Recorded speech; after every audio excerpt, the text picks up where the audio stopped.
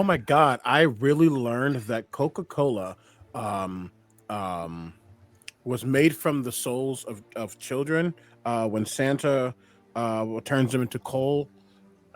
I Is don't know. I that thought it was why it's so Krampus. good? This That was improv Krampus. went weird.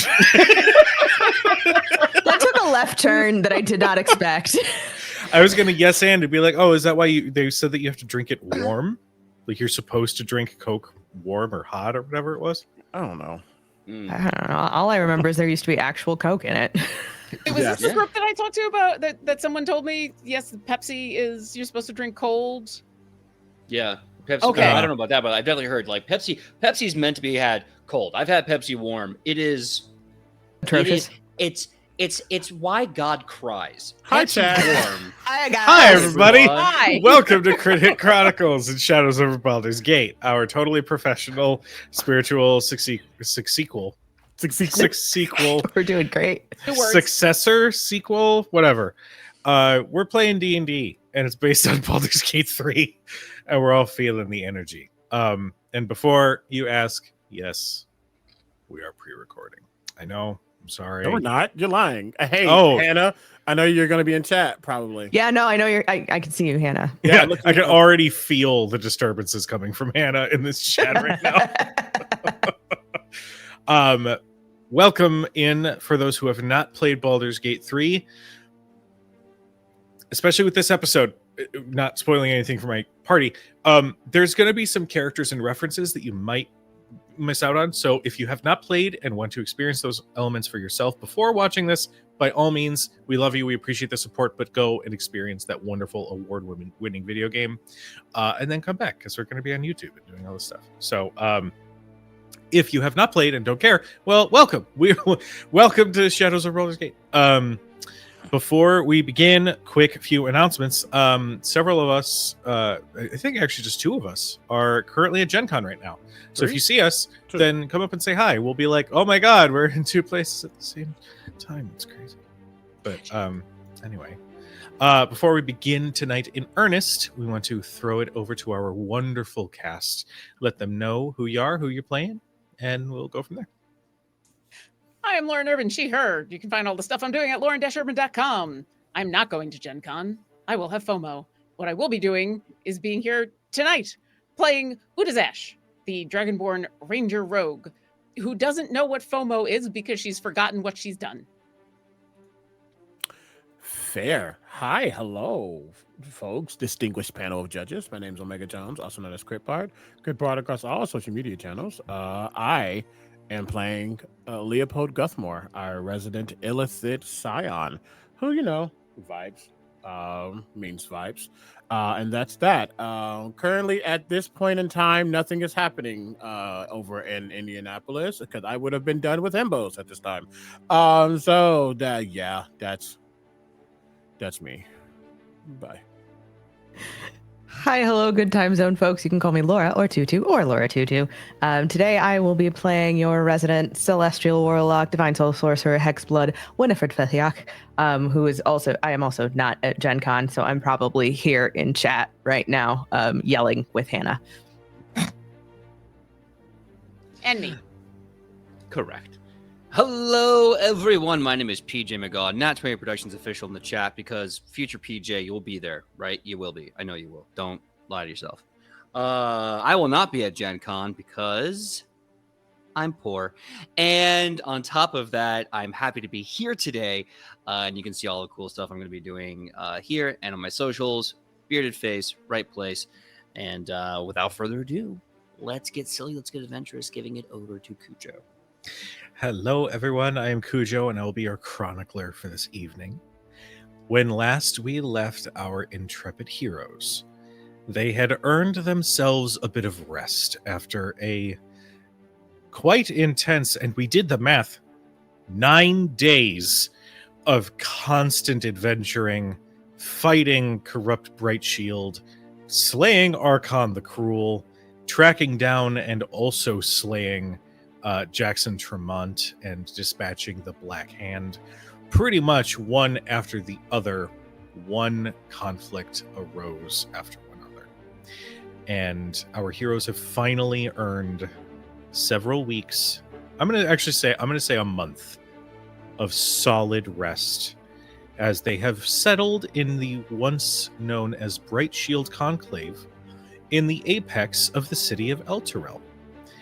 They spent the last month refashioning and rebuilding some of the pieces of this conclave to suit their needs and to function as their bastion and home. As they did, they managed to recruit a new bartender who is wonderful. Yara is totally not based on Yasha from Critical Role. Thank you very much. Totally different. She's bald. Yasha isn't. So, like, big difference.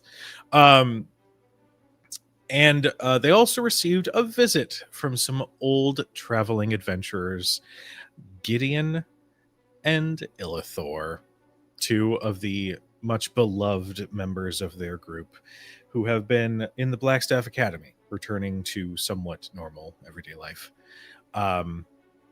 As they had all gathered to spend time with one another, catch up, and understand the plight that is on their doorstep, the question came of what their next move would be. How to slay the Dragon Queen herself, Tiamat. And couldn't resist an opportunity to flex his knowledge. Dicarios, formerly known as Gale of Waterdeep, appeared in his divine form and offered said information to the party with two caveats. One, that the knowledge that he would impart to this group of heroes would not be uttered or shared with another living soul. And two, upon her murder, the knowledge of how to do so would be removed from their memories. So as, keep the rest of the gods safe and whatnot. Mainly him, let's be real.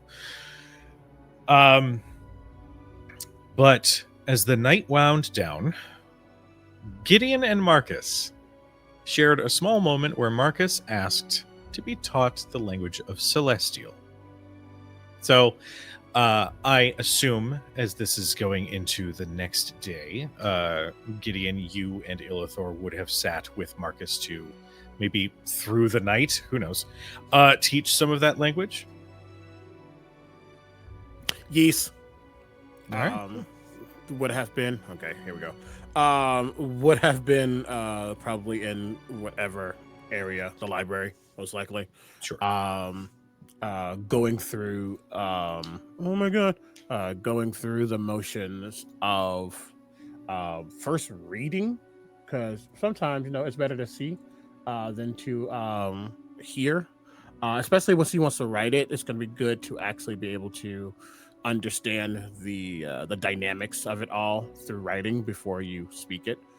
And he'll just, you need to understand, this is the language of creation.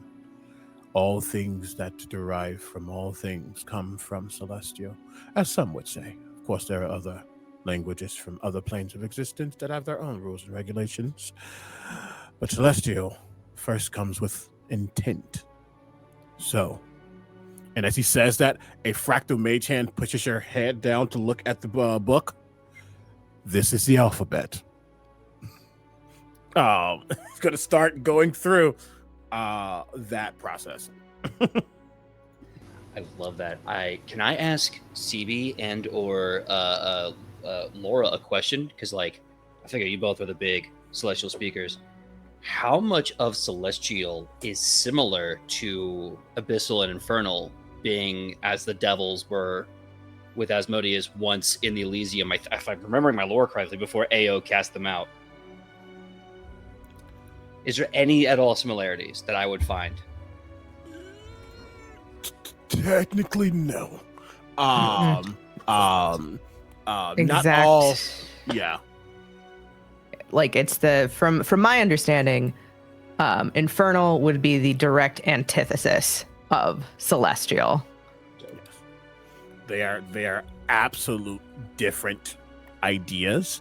Not all of the Infernal started in the Celestial. That's a good point. But yeah. he would begin that process with him before eventually Yeah. going about his way. I wonder if that's the similarity of like, okay, they're not similar. They're so exact opposite that when Marcus thinks about the rules of Infernal, it's like, okay, well, normally in the rules of Infernal, I before E except after C. Except in Celestial, it's going to be the exact opposite of that. And so whatever you're used to doing, you just do the exact opposite, and that's going to be close to Celestial. I wonder if that gets you there. All right. Marcus, go ahead and give me an intelligence check, just for fun. Oh man, everyone knows this is where I do my best. I will say, I'll tell you what. I'll say roll it with It's okay. advantage because you're getting help from Gideon and I assume maybe from Winnie. Um, Go ahead. and he's getting pause, select next. Let me actually open this thing because things matter. 1 second. I want to be fair. I want to be fair to the moment. To be fair, Did you understand the language? Yes. If you will load for me, please. Chat help. Come on, this is the one time you want to Chat be slow help for from me? the future. Jesus. I apologize. It's either a D10 or a D8. what level are you? Well, he would be at this moment because I did level him up just to match. He would be that, so it is a D8. Okay. So it's Bardic, yeah? Yeah. All right. So with an intelligence of 12. Oh, and guidance. Oh, and guidance. Oh. Cool. So with an intelligence of 12 giving me a +1 modifier, with advantage, with Bardic, with guidance, that comes out to a total of 30. And it's just the dice doing all the work. This is not me. This is not your man. This is just a 19 on the die face, 7 on the Bardic, 3 on the guidance. That's doing all the work. Funny thing about guidance and inspiration is that it literally guides you and inspires you, but it's still you. That's true. That's true. Okay.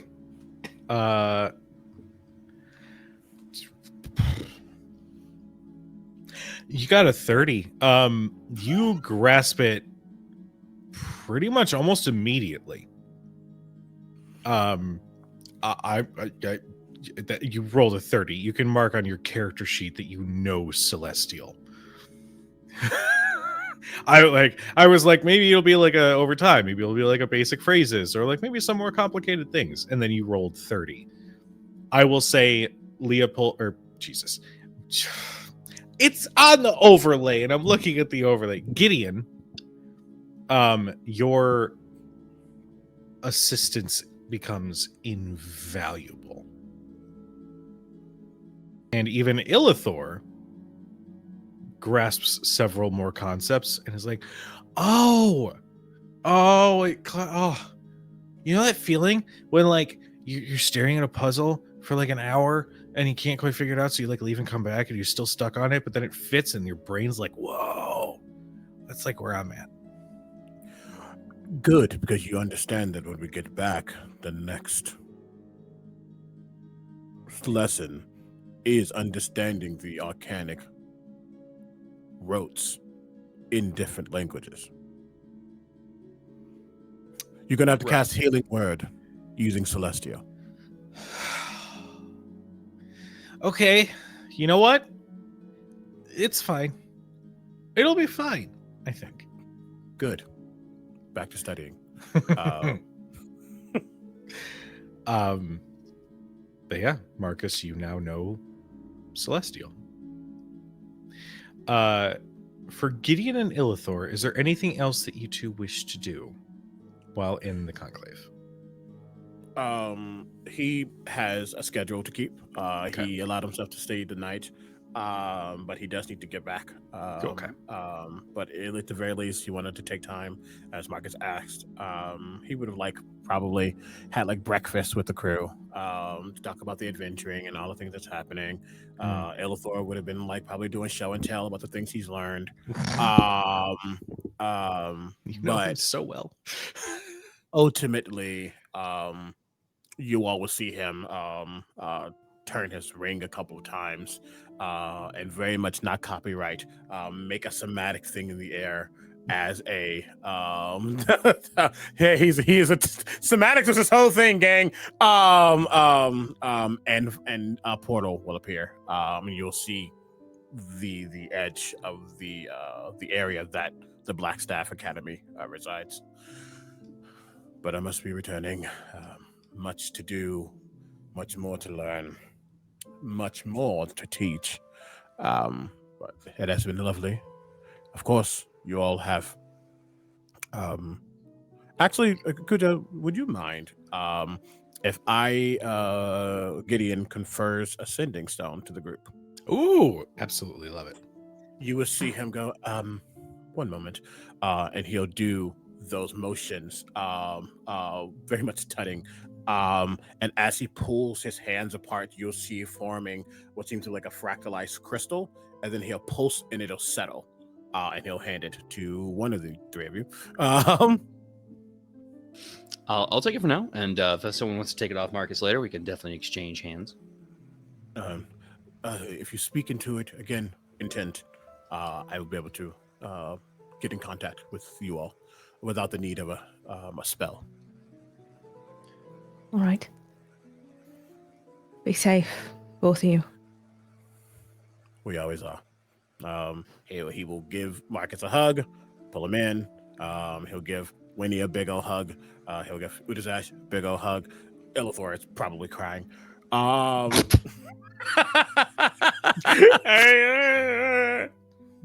Silence. And he will give you all a smile. And he will begin to head out. All right. As Bon voyage. the portal closes, Leo,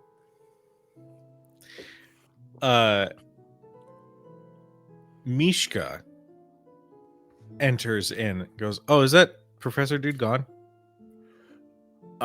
Leo was at a table, currently a bunch of notes splayed out. And you see a quill writing some things. You see probably an abacus out. And you say, "Who? Oh, did he leave?" Yeah, I think he did. I don't know. Kellen was being very cagey, so I think don't know what was happening with that. Oh, you good? Oh, I will say yes. Oh, okay. Hey, I was thinking, do you think we could order some like fancy wine?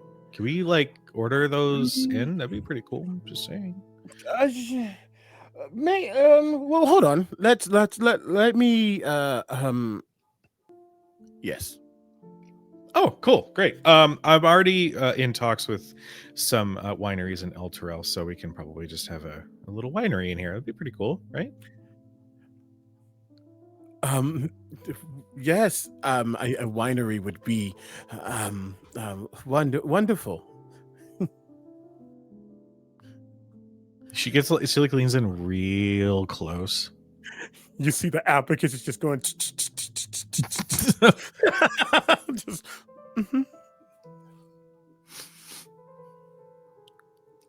I smell the bullshit. No bullshit. I use prestidigitation. Yeah. I smell fine. Mm-hmm.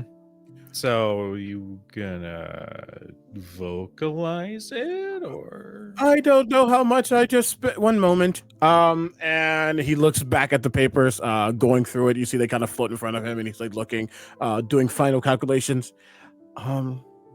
So I don't know how to say no. I think.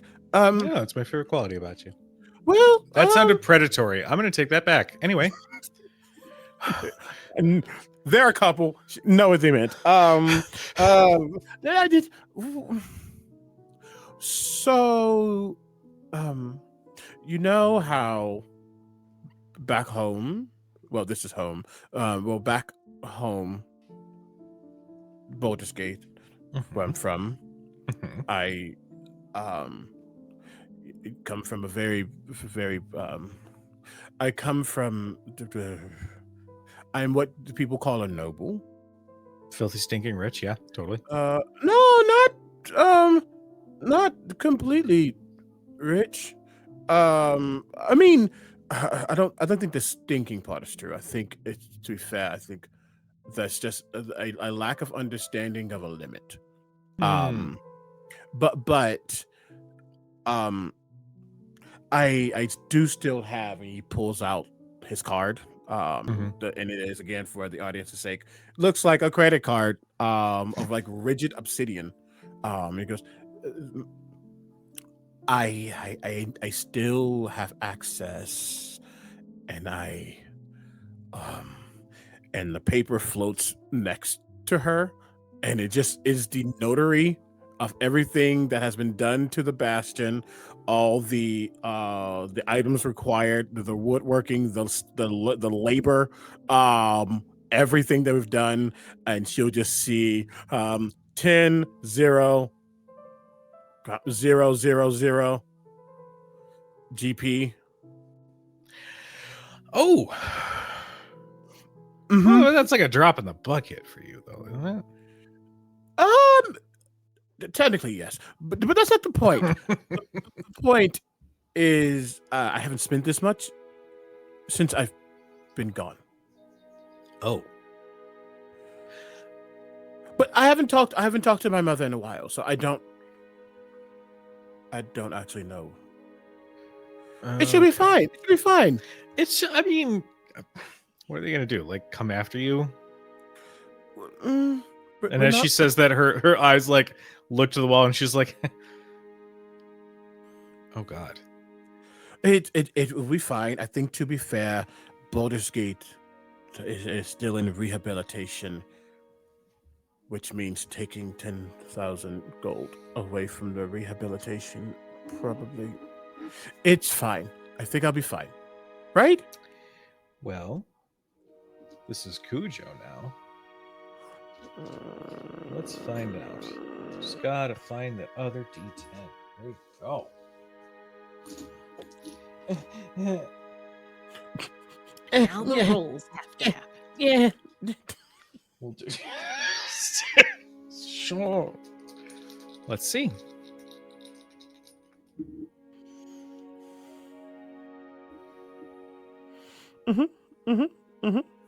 Yeah, I mean, it all went through. It's not like anything was denied or anything. The enchantment in the card worked.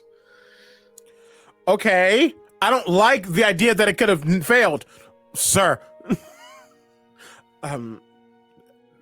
Well, I think we're okay.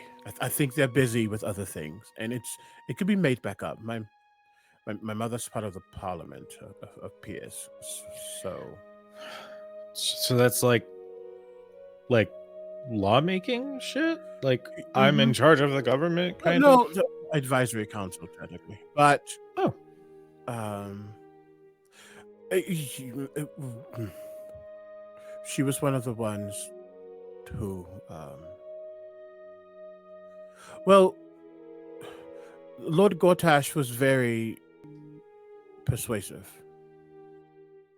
oh, is it the dude with the weird hair? Mm-hmm. Oh, fuck that dude. He did. I don't really know. Again, I was not really super keen to all of it, but now it makes sense. He found a way to convince everyone in the parliament to push him into Duke Ravengard's position. Oh,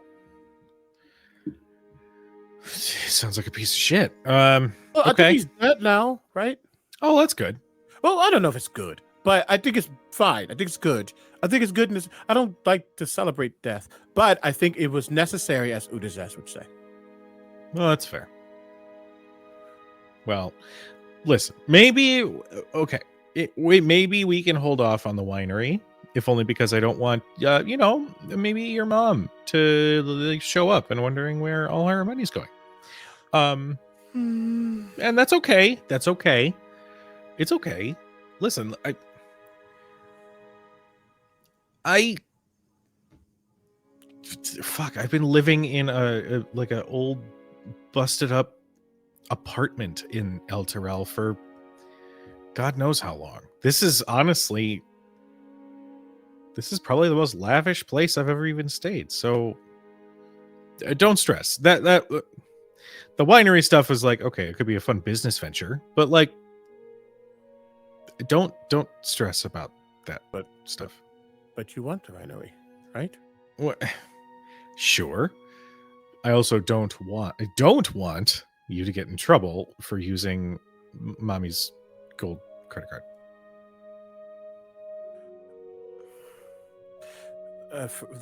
I guess for now we will table it.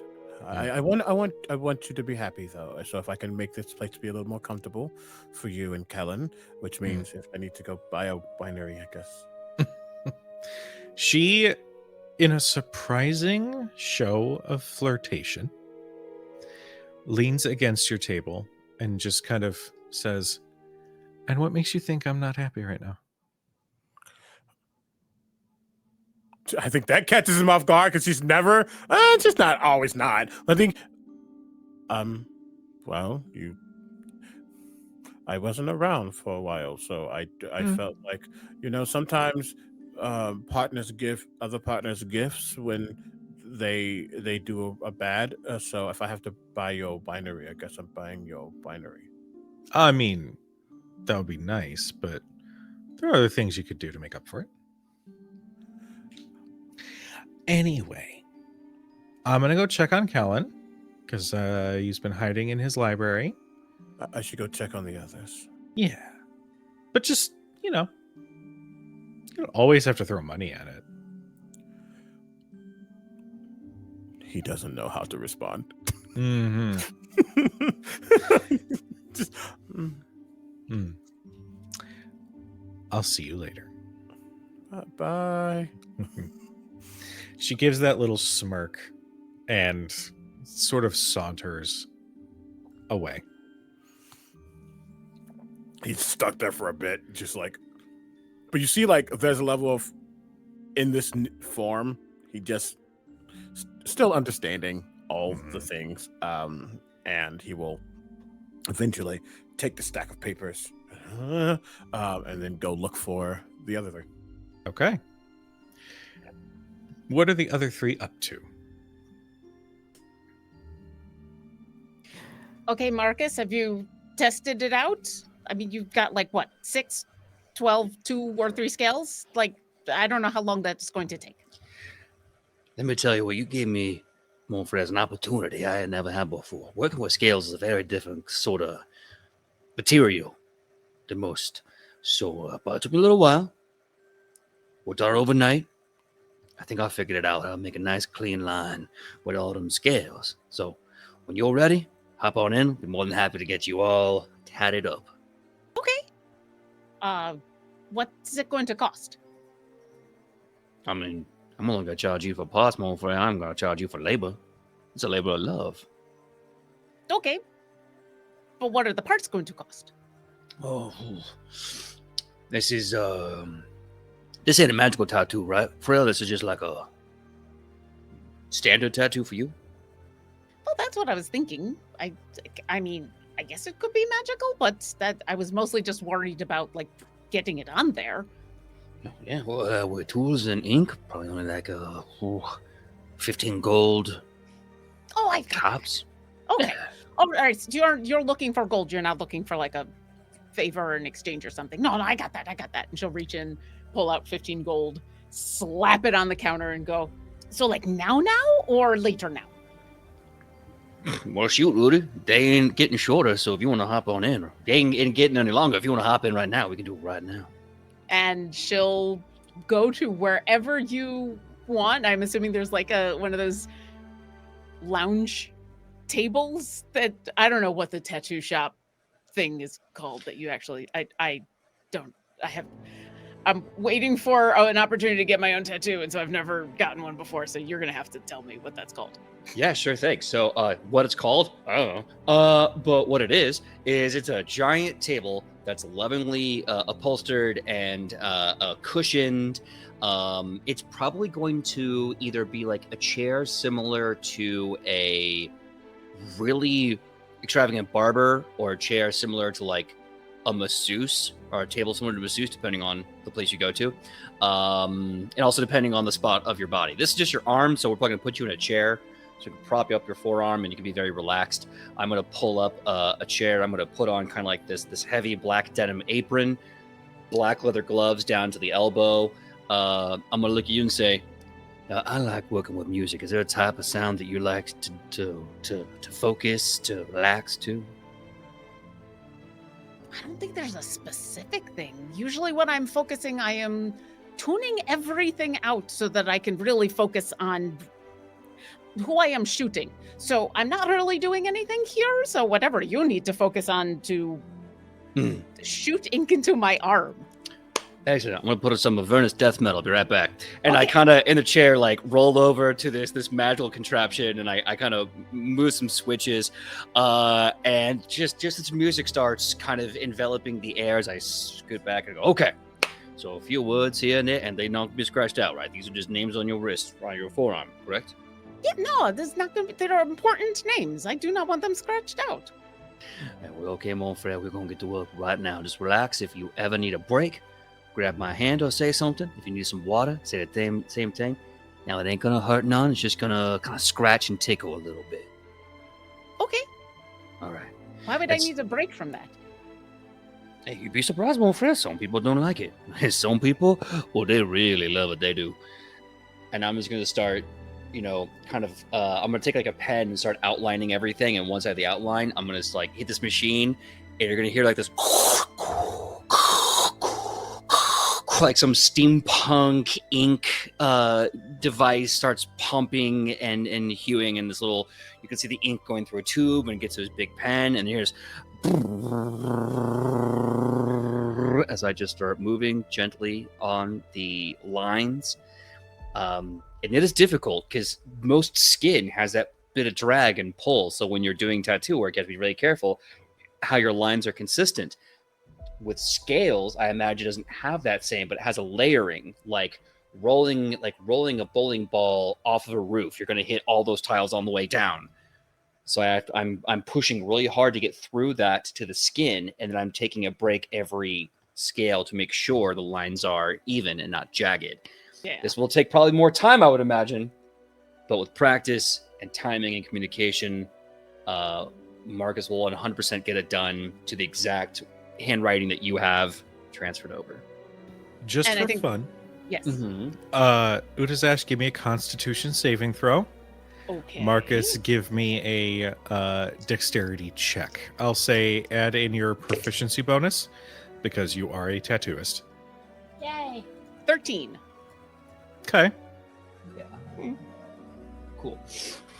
So with proficiency, that is going to be 19.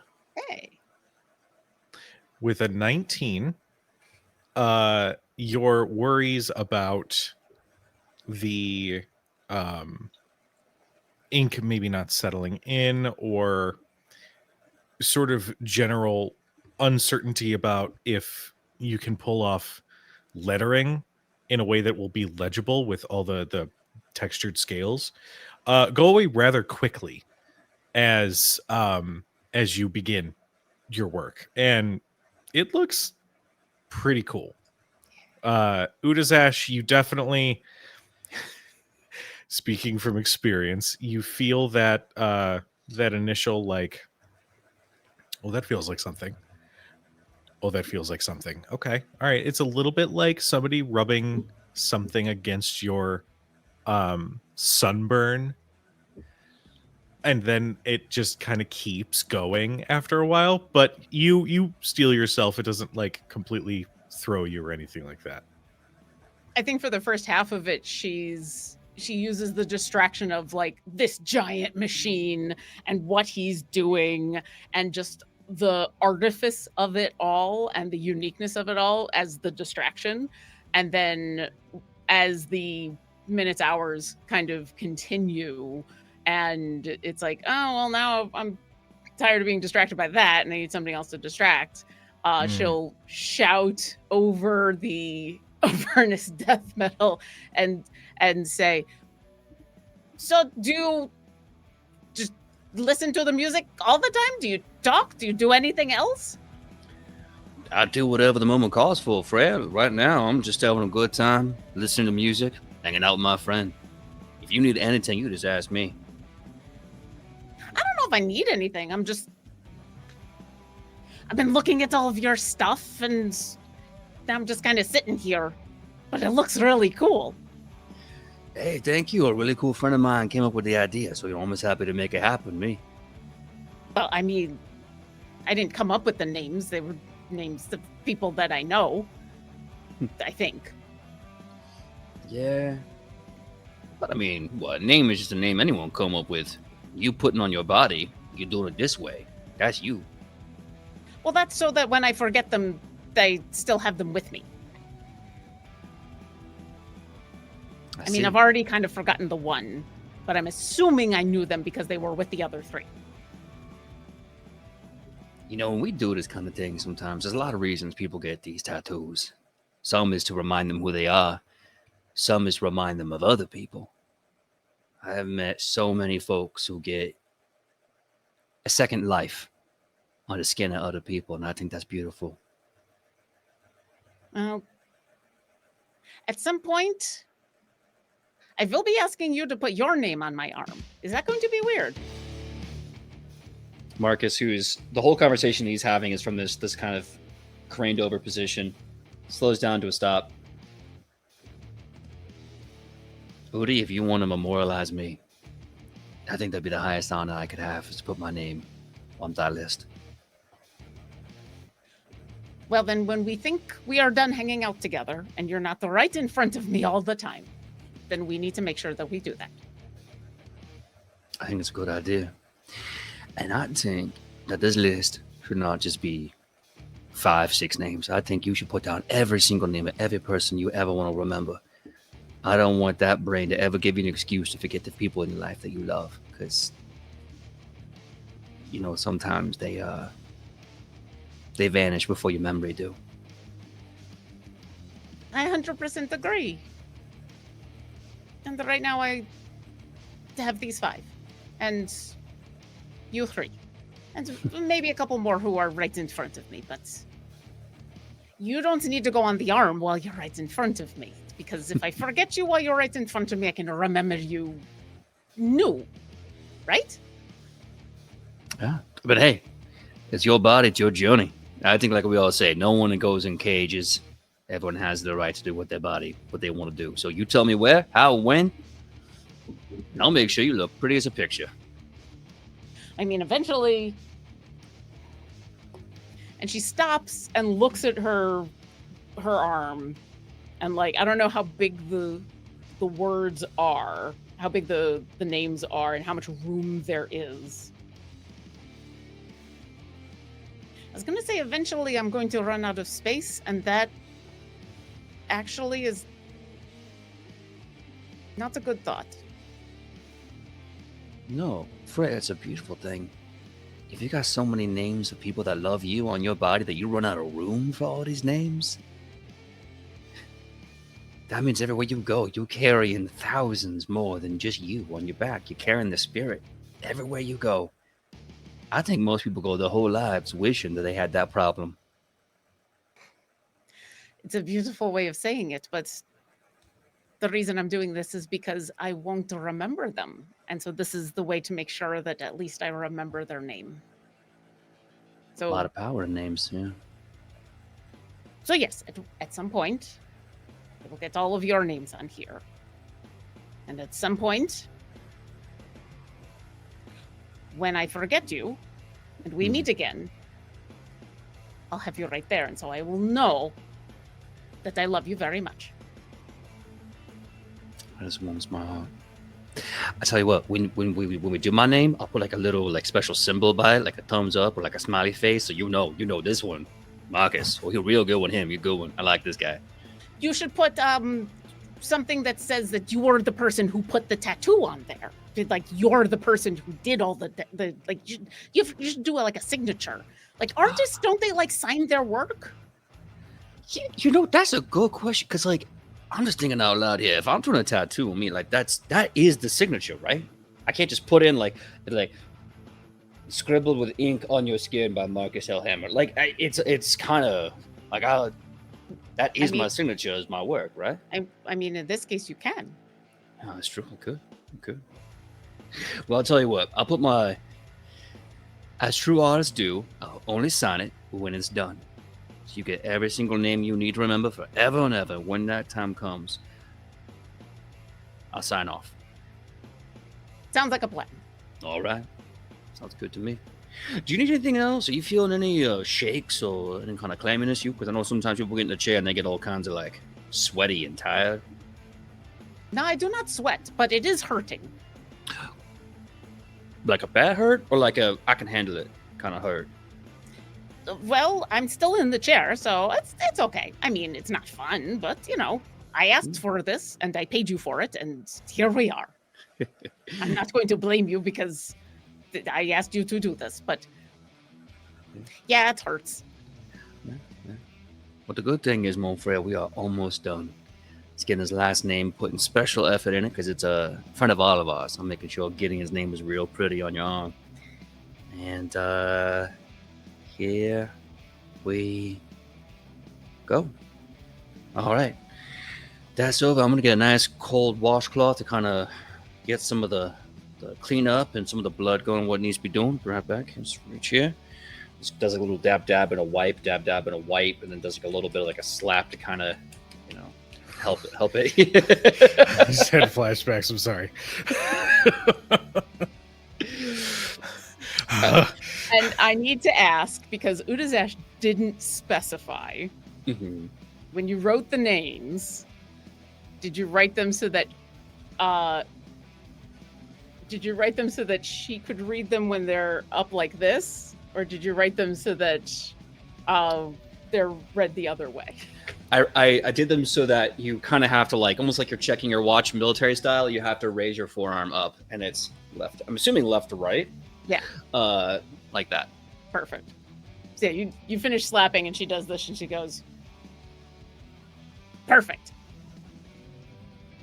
Yeah, eventually, and then we'll have to do this arm, and then I'm not quite sure because then it's going to become very awkward. But that is a later problem that we can do later. Yes, and maybe at that point I can figure out magic tattoo would be kind of fun now that you know how to do this. I don't know what I want on a magic tattoo though. I have to look. Hey, Monfrey, you got all the time in the world, but congratulations on your first ink. I love it. It's so you, Uri. Now, why don't you go and let it breathe a little bit, take a walk around. I need to take off my gloves and kind of rest for a bit. Okay. Resty as heavy eye as me. Are you okay? Oh, no, I'm good. It's part of the pleasure is how much energy you put into something like this. Need a moment to, recover. And she'll get up and kind of stretch a little bit, and then, Marcus, if you're okay with it, she will hug you. Absolutely.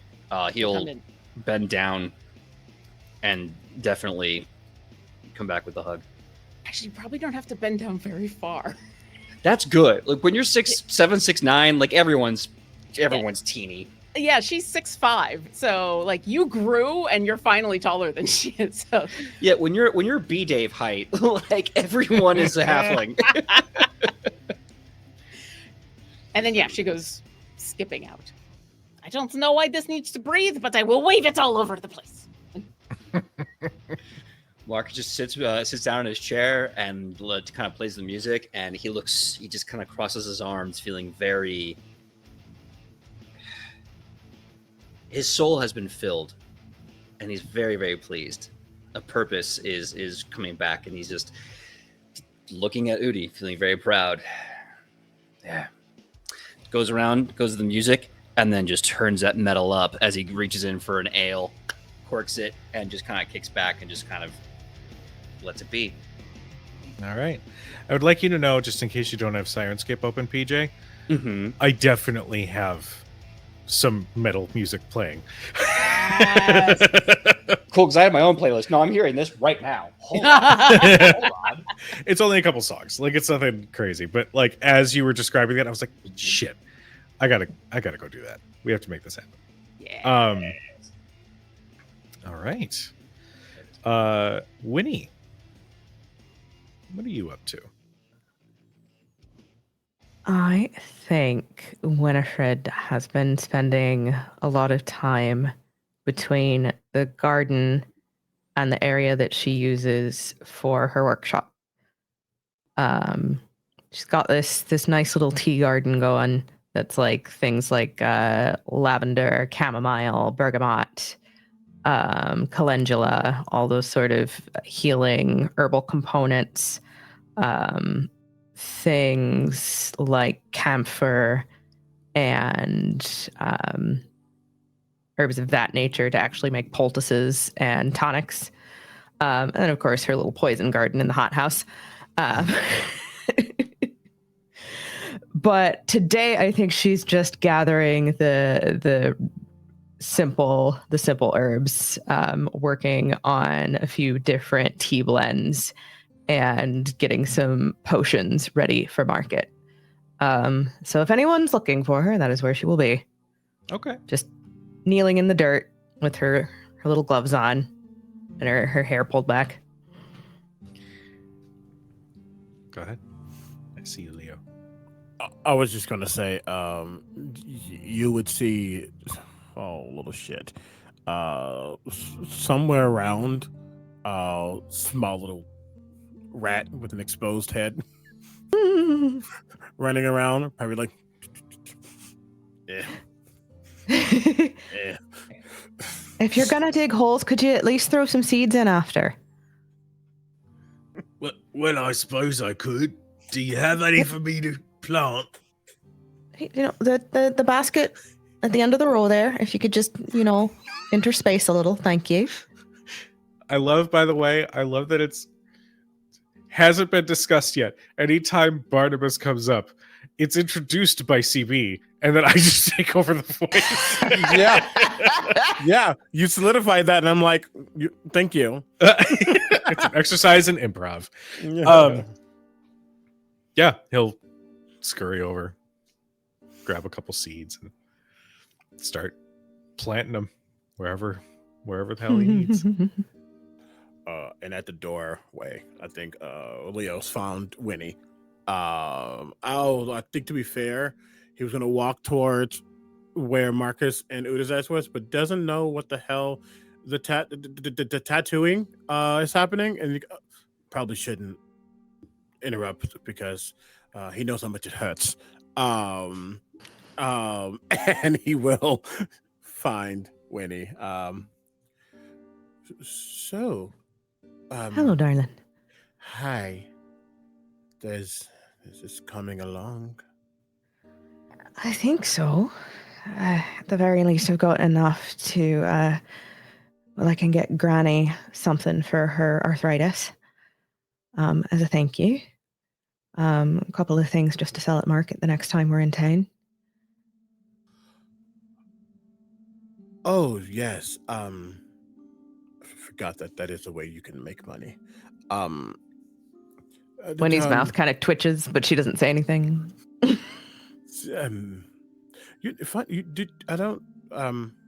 Before, my mother, she's a noble woman.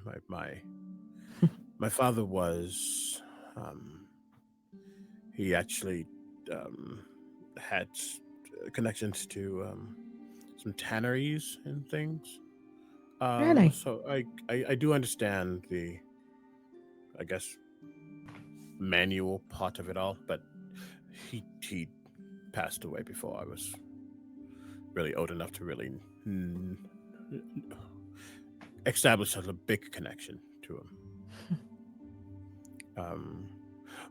But it does look nice. I'm happy we could change this place. Is there anything else we think we need? Not for me. I don't think so. I think I'm at the point where most of what I've got should propagate itself, or when it's the off season, I can collect the seeds. Okay. I was just doing some number crunching, and I was just seeing if anything else is getting added to the list. No, what? You all right, darling? Oh no, I'm fine. It's just the brain of it all, I guess. Just making sure that the I's are dotted and the T's are crossed. Yes. You see him looking around, not to like, does he's not saying anything out loud, but clearly his eyes are like, does that need to be fixed?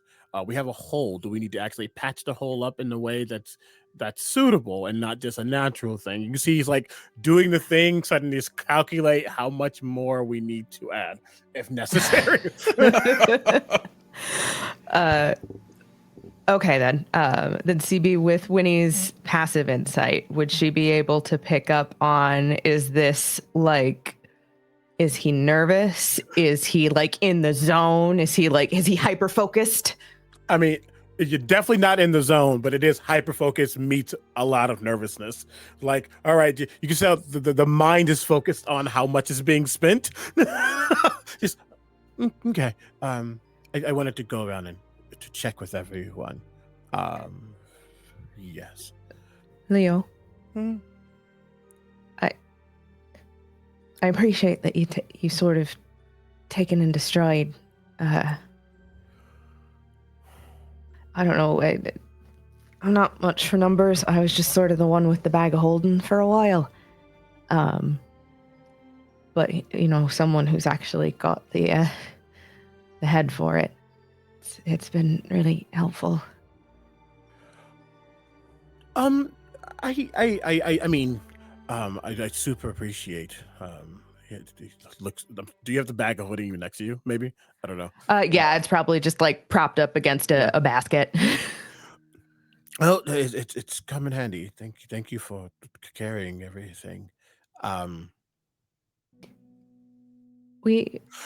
mother isn't going to come looking, is she? Just your wisdom is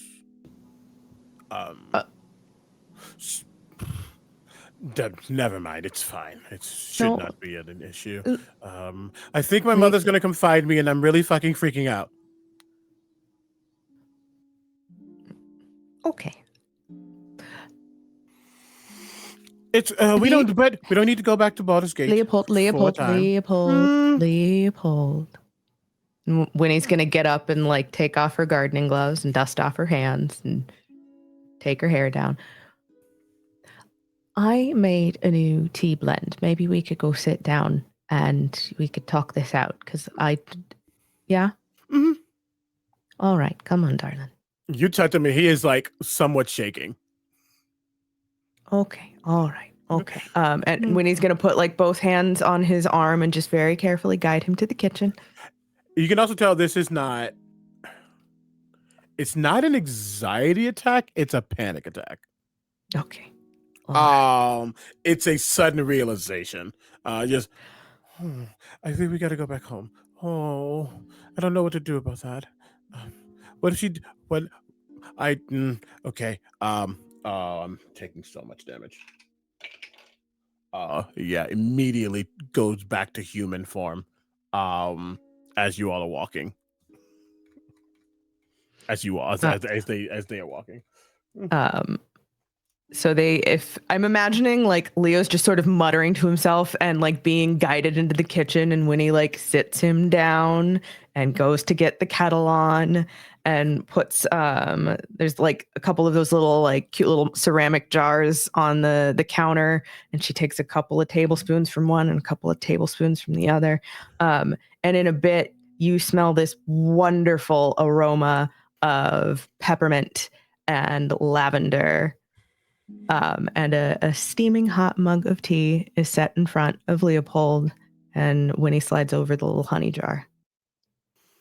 He's just like looking down at the table, not catatonic or anything like that, but just out of it. You can see the honey. Is it like the honey jar with like the little the wand? Yep. Yeah. You see the wand lift up, and it's like shaking as it's lifting. It's trying to add, Buddy. and then just Gonna steady his hand before he spills it down his front because it's it's the still very mage hot. hand that you can't see. It's worse. Oh no! It's just floating. Leopold, darling, Mm. take a breath. Slowly. Let it out.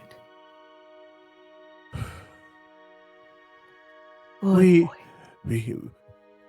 It's fine. I have not been back, and I've been. I didn't think this would cost this much, and I'm not mad at it. I'm not mad at it costing so much. I'm just worried that my timeline. When was the last time they saw you? Before it all happened, she was she had to go to the high hall, and I was with my instructor.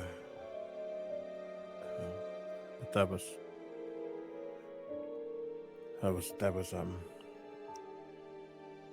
I haven't been back since.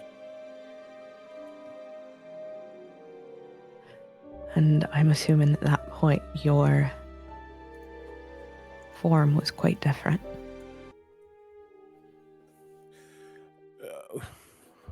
Well, it was.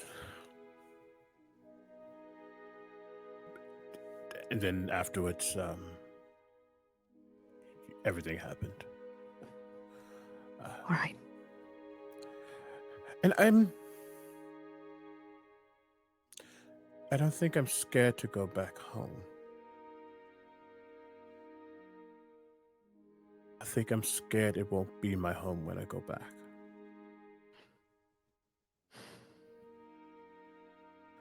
I don't think they'll let me stay.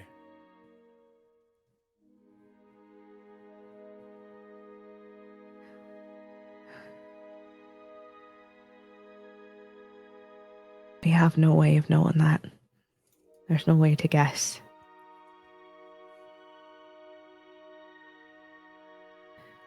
Is this the kind of thing that you want to let them come to us, or would it be prudent to send a missive? It's and she kind of points in his general direction, the card. Mm-hmm. I should send a message.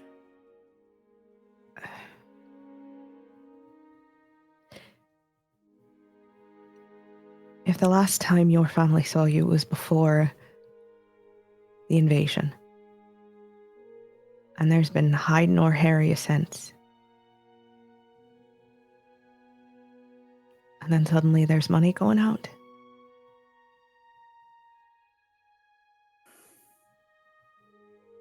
and I don't say that to blame you, Leo. Not in the slightest. It's just sometimes things are best shorn up with a conversation. No matter how difficult.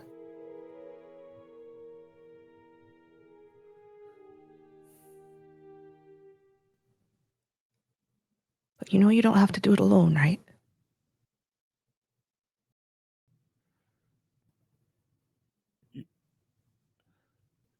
You're gonna help me write a letter? I can.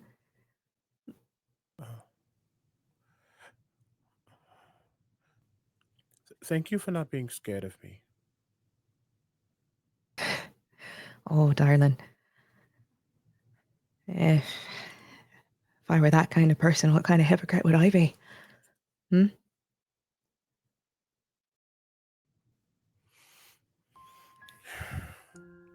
I don't think I fully understand, but people see this. She points to the Elder Cross. And they know what it means. Hexblood's hagborn, if you want to be vulgar about it. The assumption is that I am a willing participant in whatever coven I happen to be attached to. And sometimes I'm sure that's the case, but certainly not here. There'll always be those assumptions, though.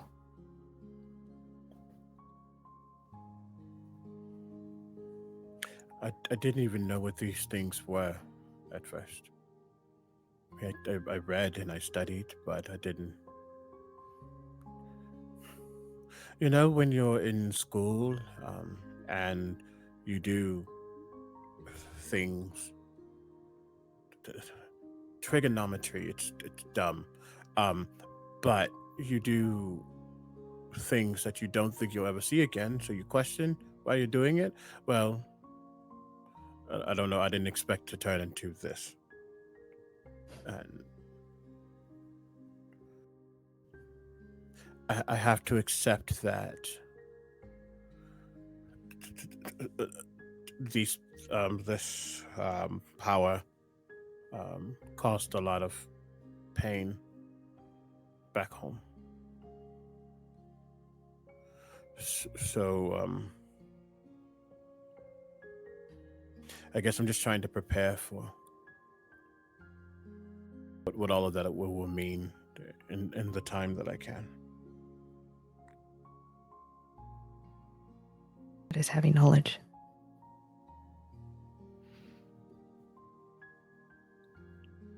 But I think we can still hope for the best while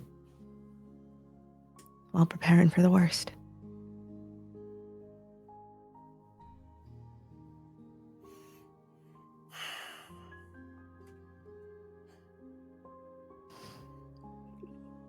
It settles down eventually, and he sips the tea. This is really good. Thank you. Really? You like it? I wasn't sure about the balance on the peppermint. I thought it might be too overpowering. No, it's minty.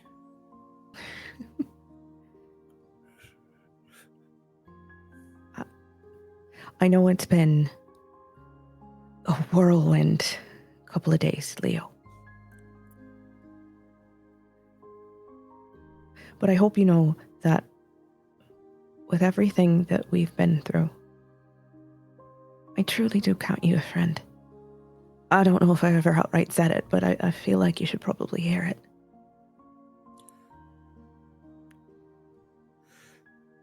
I hope we were all friends. I don't. You know what they say about making assumptions. I don't want you to have to guess, is all. You see, blush is the best way to describe it, but you see that flushing on his cheek. And then I think he gets really contemplative, and he's just gonna sit there, kind of look at the tea, think. Because outside of Kellen and Mishka, he didn't have friends.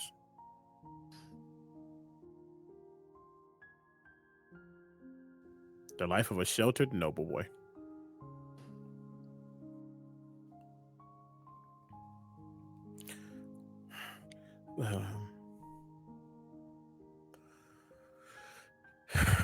Write the missive. We should also figure out what we want to do. I know that Utazash really wanted to deal with those lanterns. Aye. As you say that,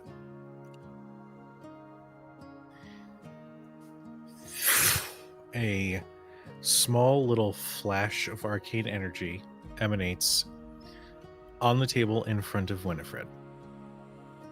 And out of that energy is a letter that is stamped with a wax stamp of Baldur's Gate.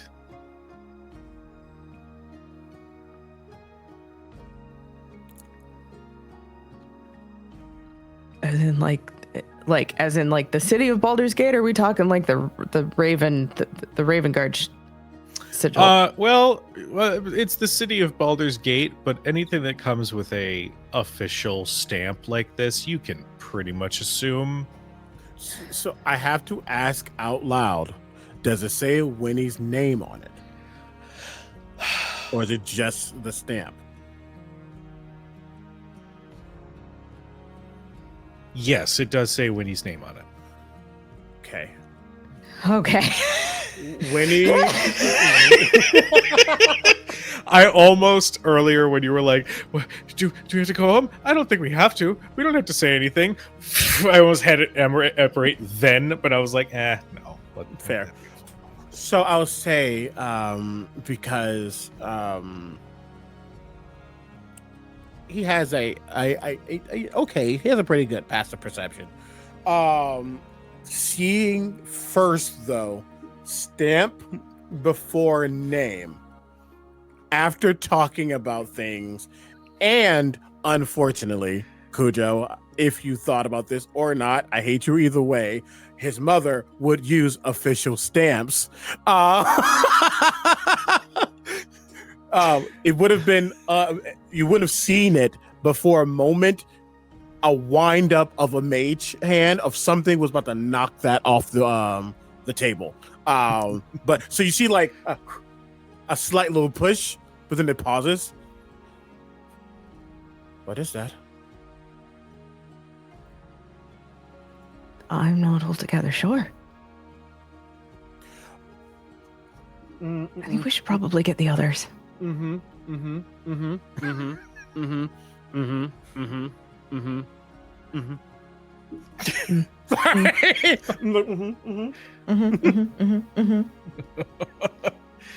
Oh, I think probably I'm assuming in the Bastion hub of telepathic vibe. Yeah. Great. Yeah. Probably vibes. Probably, which is wild because he just said he's not gonna bother them because it takes a lot of time. But suddenly, both in their ears, we might have a problem. What?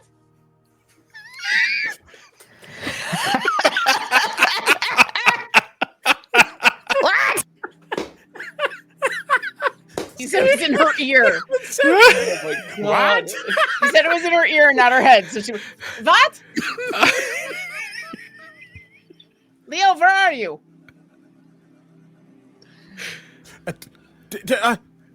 Where are we? Kitchen? Yeah, we're in the kitchen. Okay, good. Kitchen. She draws her bow and takes off running because she's been told by Leo that we have a problem. So, moments later, you hear, poof. What's the problem? Marcus heard this too, as well. Yeah. Yeah. Marcus is in the middle of like cleaning up his workstation, making sure his gloves are nice, his tools are sanitized. He hears this and goes, Allons-y, bon ami. And he just kind of like starts. Oh, I forgot about that. Oh. Forgot about that. Door slam. Yeah. Shell would have heard it as well. Shale walks in from the direction of the library with a book in her hand and a glass of what looks like tea. Nothing super fancy like what Winnie made. And you don't need to roll a perception check. You know those books that Kelton was joking about getting for Mishka that were rather... The smutty books? Yeah, the smutty books. She's definitely got one in her hand. And she's Excellent. like, Yeah. hello. How is everybody doing? What is the problem? Winnie holds up the letter. Oh, Oh, letter. Okay, I was worried. You said there was a problem. Is this a letter? Well, it's got the official seal of the city on it. Okay. Oh, you know what? They're probably checking in on us. It's been a little bit since we've been back there. They sent us out to go do the dirty work and kill the everything. It's probably checking and see how we doing us. So Probably. typically, when you get official notices, it's either an invitation to the court, or a court date. Well, when you get an invitation to the courts, doesn't it come with a court date? Well, no, but when is like with have you heard of a jail? Yes, unfortunately, I have. Oh, Intimately me. You, When he just kind of looks at him. I know a gnome very well. We became friends. I don't remember their name. We became friends because they were very good at making sure that jail was no longer there. Anyway, is that so? So that's from. Well, just open it. What is it? I was gonna say, while that whole back and forth was happening, Winnie has like snapped the seal and popped open the letter. Hello, I am here. You just see this image, this translucent, almost ghostly image of Bannon Whitlock, the nobleman from Baldur's Gate. Bannon! His Bannon! image just sort Oh. of appears, and he says, "Greetings, Winifred." I only got Winifred. I'm sorry. Typically, I try to announce, or rather, welcome and greet with last names. I only got Winnie. I assume Winifred is. I'm sorry, I ramble. I am sending this enchanted message to summon you back to Baldur's Gate so that we may discuss the goings on of what has happened in the south. There's been an attack, and we believe that it might have some connection with what it is that you are currently pursuing. So we invite you and your adventuring group to join us in the council at the High Hall so that we may discuss next moves and what the city and the Sword Coast are preparing to do. Please, any information you can provide in this meeting would be invaluable. Thank you. So how do we turn this off? Is there a passphrase or? I'm assuming this isn't something that we can respond with. No. Okay. Give me a second. Did he by any chance say a specific date? I'm sure it was ASAP, like in a week or. There was no. I mean, it's very heavily implied, ASAP. From his tone and everything, with the attacks in the south, very much urgency is implied. If they're magically sending a missive directly here, then yeah, it's probably now. All right. I did. Winnie's gonna kind of glance at Leo.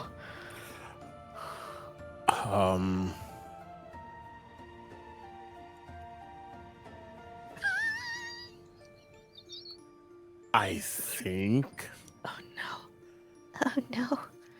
Kuja, you're evil. I know. One thing.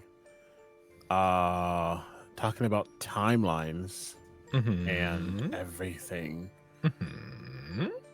and being fine, but then hearing that, and hearing the urgency and hearing the official come back. I think I need everyone to make an intelligence saving throw. Ooh. Okay. Oh, this is gonna be bad. It'd be great. Quick question to CV Okay. and our good storyteller here.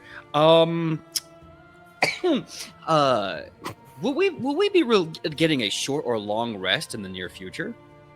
You've been resting for like a month, so. Yes, but after this saving throw, Oh! am I going to get a short or long rest after Well, this? that entirely depends upon you and what actions you would like to take as your character. Is tattooing considered a short rest? I'd say yeah. Cool, because I'm indomitable at that, because that was not good. Oh boy. My level is cool. Okay. I'm ready. Okay, hold on. Actually, Shale Well, now you got to go first. What'd you get? Well, fine. Okay, so with Indomitable, I get to roll again, adding my level. And since intelligence is my worst save, my original roll was 6. Since I re-rolled it, it is now 21. Hey, blackjack. Yeah. Cool. I got a 19 on the die for a 19. I got a 10 on the die for a 10. Leo, you're the brains of this operation. You are. Shale So Shale sorry. rolled a 16 and got a 17. Shale is also the brains. Thank the universe. Thank fuck. We all failed, didn't we? Now, Cujo, I'm going to ask you this. Mm-hmm. No, never mind. That's never mind. It makes no sense. There's no reason it would get coalesced. No, this is explosion, synaptic static. He just this is worst timeline. Worst timeline. No, but good thing is, well, 2 people. Wait, what is she get? 17. That's a fail. 19 and 22 succeeded. Oh, dear. Shale, you and I, we're about to have a bad time. We're gonna have a bad time. The 2 dragon people Mm-hmm. are about to have a very bad time. Mm-hmm. I think it needs to be stated. Genuinely, the only reason I'm doing okay is because Indomitable is so OP in 2024. Oh Listen, my god! You have a thing. It works. Listen, Use it once. that was sheer dumb luck, is what that was. I have a 0 modifier to my intelligence. Not- Goose eggs. A lot. 21 if you failed. Okay. And if you failed, your thoughts are muddled for 1 minute. Shale is, she's keyed into the conversation and all that. But at one point, her attention slowly goes back to the book because there's a picture. And she goes, I didn't realize that people could bend that. As the synaptic static goes off. Oh. Leo. Sorry. Take it back. I think we're being attacked. I think we're being. No. Sorry. I'm sorry. Shale is gonna cool her hands down, and then because she doesn't have, there's no frozen ice pack thing for heads, she's just gonna hold them over her forehead. Udazesh has drawn the bow and currently has an arrow in it and is taking up a defensive position against all she doesn't know it came from Leo. Mhm. So she's guarding you all, looking for where it came from. I'm sorry. I'm so sorry. I'm so Leo, sorry. Leo. Leo, say bon mon ami. Say bon mon ami. It's okay. Oh, Take a bon deep mon breath, ami. Leo. Bon ami. Yeah, bon Bon ami. ami. Good friends, us. We're basically brothers. It's okay. Take a deep breath. It's gonna be okay. Us. Leo, do I have your permission to hold your hand? Mm-hmm. She's gonna keep her hands. We're okay. That's fine. Okay. She's gonna Okay. keep her hands very cold and just gently take one of your hands into hers. Focus on what you can feel, not what your mind is doing. Just focus on the feeling of the cold. I think I'm okay. Okay. I'm sorry. It's okay. It's okay. It's fine. I don't know how to heal. I'm sorry. No, why don't we all have a seat? And when he wipes a little blood from her nose.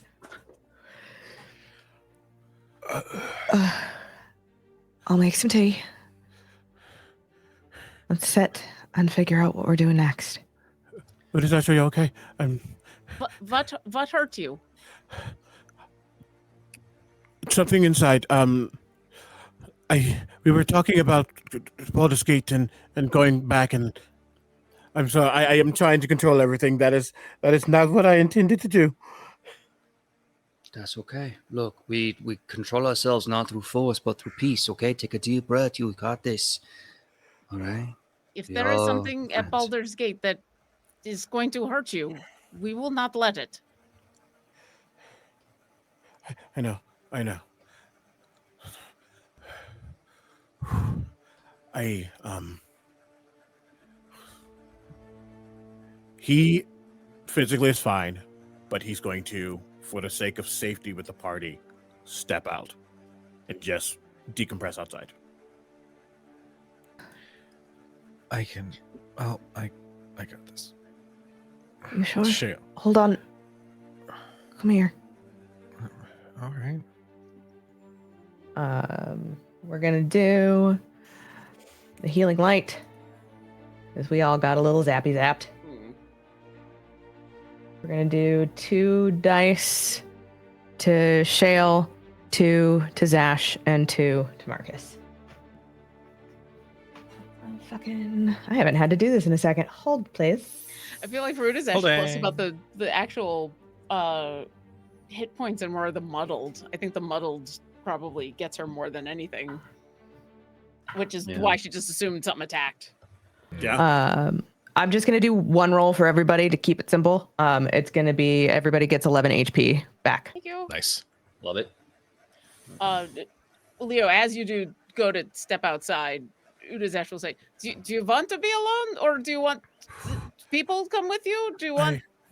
I am.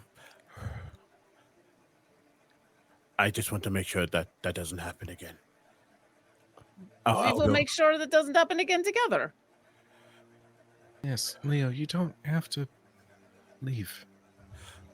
I'm not trying to. I feel guilty, but I also am not trying to push anyone away.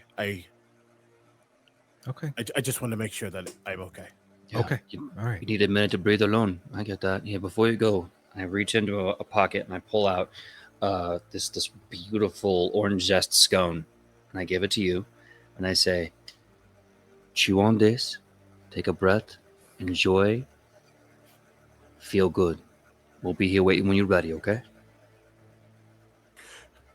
You all don't feel, because that I can think because of the shock, the hub will warble and dissipate. But in that, it's not the feeling of magnets repelling each other. It's the feeling of just a closed door that was willingly closed. A sense of I'm not. I know what just happened. I'm just going to step away so I can handle it. Not a oh no, I just he's forcing him. He's scared. It's kind of all of it, but Mhm. he is okay. He just needs to calm down. All right. Probably because of Winnie's speech more than anything. So yeah, Leo steps out when he's gonna grab a rag and like pinch your nose. Marcus, do you have any more pocket scones? I'll look to you and go, Uri, that is a foolish question you ask you. I'm loaded with pocket scones. And I just Okay, start good. pulling out raspberry, chocolate with a little bit of mint flake. I start pulling out the savory ones with the chicken and the gravy and the cheese. And I'm like, how dare you ask me that, Uri? I'm just impressed you can hide them all. I did not know that you had pockets of holding. No, I just got deep pockets. Just deep, very clean, hygienically sound pockets, me. I That's all don't I care got. if they're clean. I need a pocket scone. And You should get that clean if I'm pulling a scone out of there for you. What? Shale I pokes. trust your pocket lint.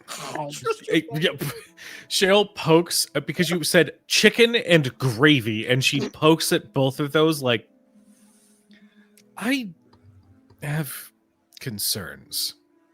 Oh no, they're on the inside. See, what I do is I put the chicken and gravy on the inside, but like a smooth, buttery kind of croissant on the outside, and then I just cover it with cheese and butter and garlic, and kind of cools off. I do recommend though, you might want to probably heat it up. Hold on, I got it for you.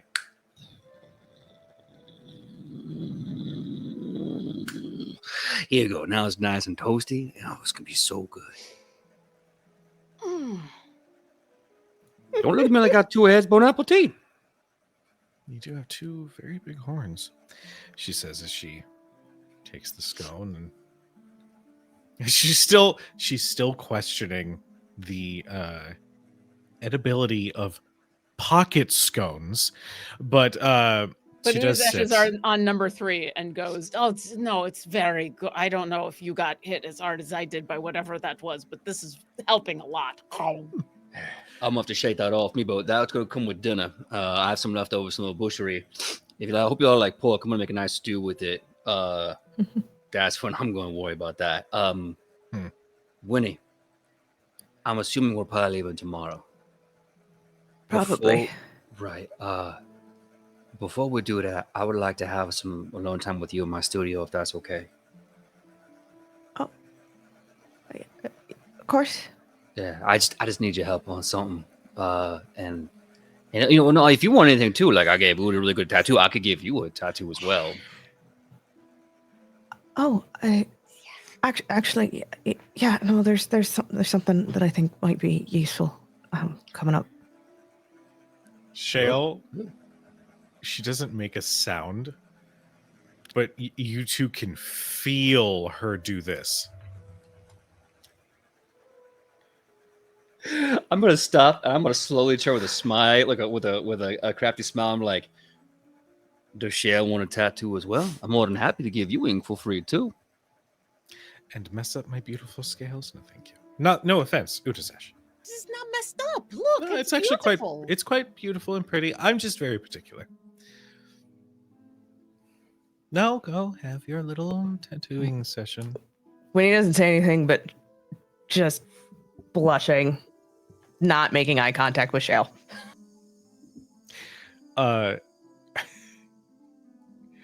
Shale is going to finish the scone, compliment Marcus. Surprising, considering that was probably collecting lint.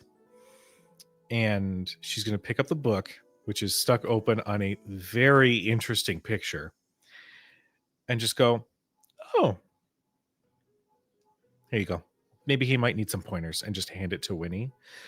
And then slowly start making her way out to just sort of keep a distance from, but just keep an eye on Leo.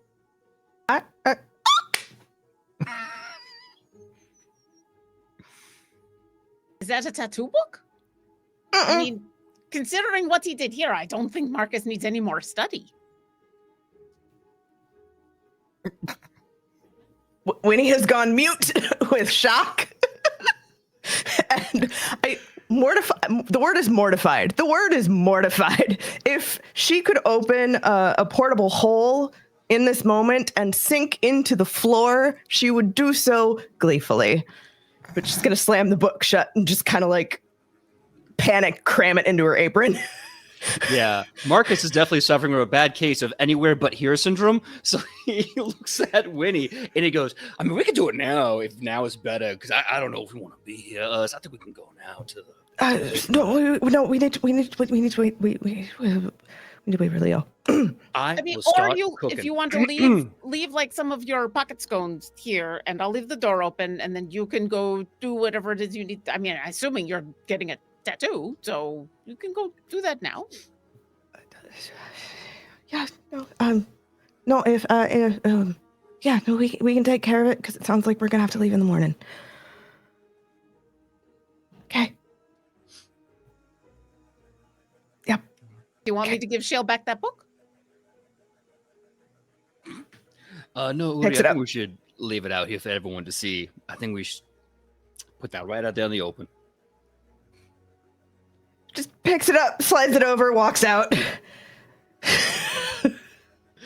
With a chuckle, Marcus just kind of shakes his head and he goes, well, let's go to my studio. I think we're done here. And he starts walking out. By the way, anyone who had one of my pocket scones, what a horrible way to say that. Listen, you pulled it out of your pocket. You asked for it. I did. It's like, shasha, pocket scone. Shasha. I'm now going to be a battle patissier. But anyway, anyone who had a pocket scone, including our friend Leo, that is considered a bolstering treat. You, as a bonus action for eating it, you can get 4 temporary hit points. And these These hit points last for 8 hours. Wow, I'm sorry, everyone. Yeah, no, it's cool. Getting tit points that last for 8 hours. I mean, that's pretty cool. That's what you get for reading the book. I didn't read it. It was open. I did not inhale. I don't know. Let's go to the studio. As the two of you leave, Udazesh will prop open the door so that wherever Leo is, he can see that Udazesh is now sitting in the kitchen, munching on one of the leftover pocket scones, although has definitely left like 3 or 4 out for you to choose from, and is thumbing through the book and just has this kind of curious look on her face. You are reading a wonderful novel about the love between two different Genasi. Oh. And it is called Elements of Love. Is it bodice ripper, or is it like Jane Eyre? Like on the scale of 1 to Tusk Love, what are we talking about here? Oh, we're at let's find out what happens when two elements collide level. Excellent. So pretty much Tusk Love. Excellent.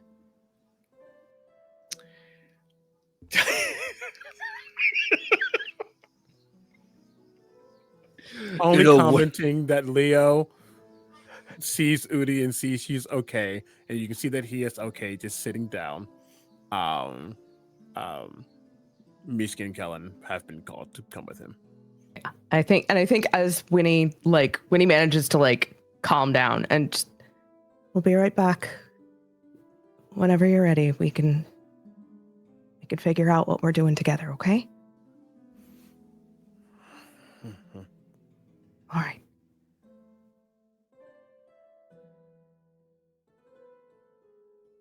So, you two make your way to Marcus's tattoo parlor.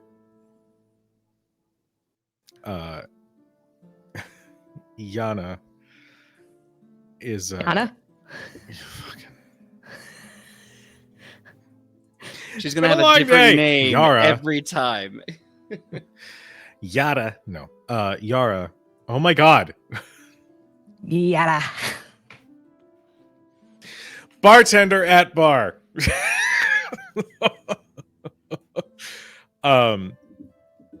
She is she's in the middle of like loading up some unloading crates with more bottles of alcohol on the bar, which I assume is attached to the tattoo parlor. Am I correct in that? Yeah, it's like one big Cool multi-purpose. All right, cool. Yeah. But she'll sort of perk up as you both walk in. Oh, hello, Yara. Sup.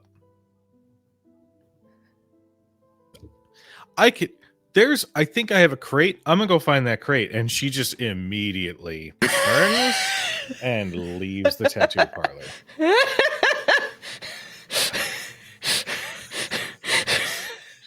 Immediately. Just 100%. She understands. She gets the vibe. She's gonna go busy herself. What seems to be the trouble, darling? Well, Moonshuri, I'm about to go off and do something. I think we're all about to go off and do something a little dangerous and a little dark. And what with this contract with Asmodeus, I want to make sure that I don't lose sight of me. And I'll go by many names, but I'll always be Marcus. And I need to give myself a little reminder of who I am. And it is difficult to do that by myself. And as I'm learning with y'all's kindness, I shouldn't have to do things alone. I can ask for help. So, with that being said, Winnie, I need you to hold on to this mirror so I can tattoo myself. Pretty easy. I just need you to be there. All right. All right. He hands you a pretty good sized mirror. The minute he hands it to you, he puts on his clean gloves. He kind of sits in this chair, takes off his shirt, pulls it down, gets everything set up, and starts. You kind of see a stencil right here on the right side. Hold on, left, right, yeah, right side of his chest. And so just shirtless, he turns on the machine.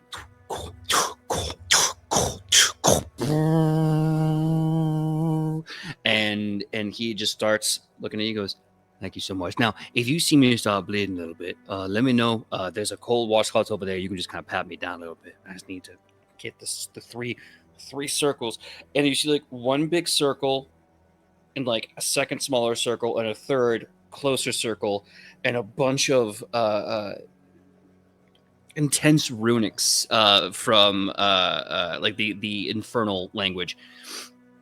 And then he just starts, kind of winces for a bit, and then looks at you and looks at the mirror and just starts doing this tattoo backwards in the mirror, because it's the only way he can figure out how to get this done on himself. It seems like you're doing it the hard way, darling. Well, they say nothing goes easier. Well, I suppose not. Spent a lot of years figuring out who I am, and that was not easy either. So gotta do it. Gotta grit your teeth and get through it. Yeah. I suppose. Hey, hang on.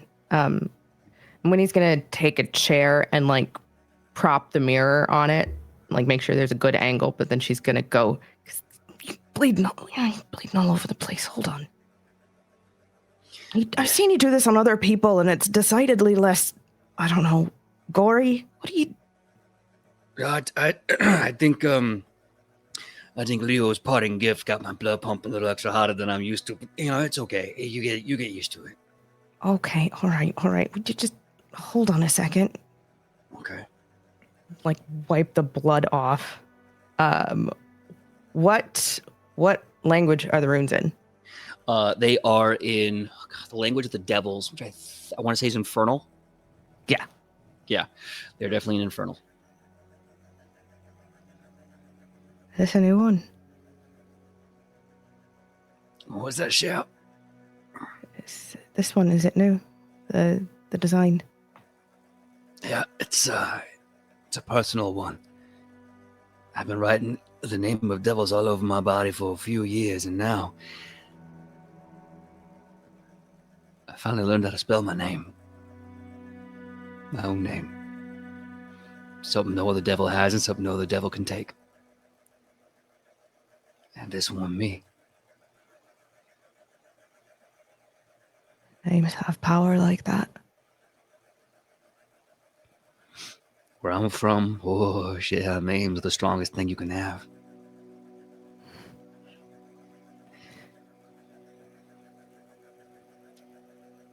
There's a reason I usually tell people to call me Winnie as opposed to giving them my full name. You don't do that in the Feywild. You don't give someone your name. From what I've heard from you and Udi, when you give someone your name, that gives them right to take it. Is that how that works? Right to take it, right to use it. Your name is who you are. Said in your own voice with your own tongue, it is the essence of you. And that is a very powerful tool, especially if given to the wrong hands. Yeah. Where I come from is the same. A lot of devils, a lot of demons, they come up with a name to be called so you don't know who they really are. That's why knowing a true name in hell is so powerful. It's like what I've been told. When a parent's really mad at you and they say your full name, you know you fucked up. It's the same as it is in hell when they know your full name, your real name. They'll stop dead in their tracks.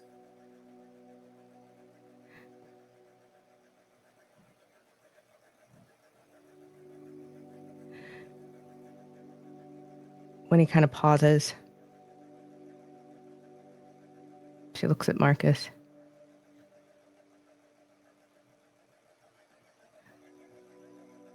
Winifred, Elodie, Fithiak.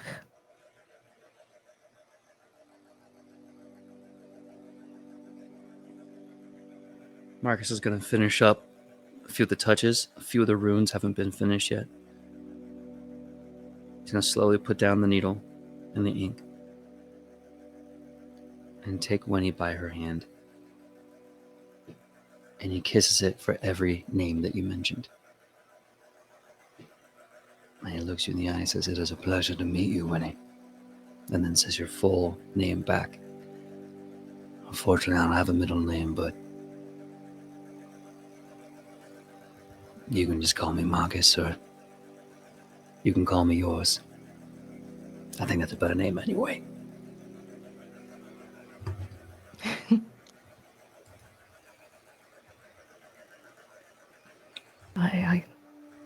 I think I rather like that.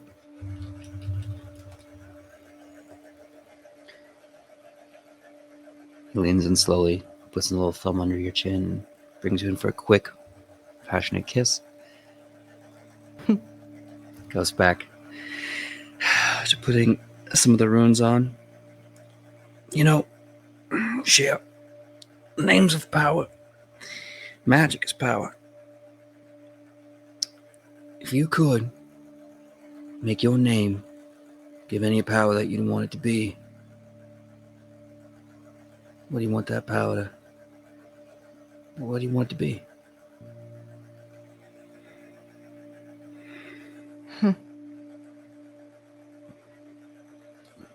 I don't know if I've ever actually thought about it like that.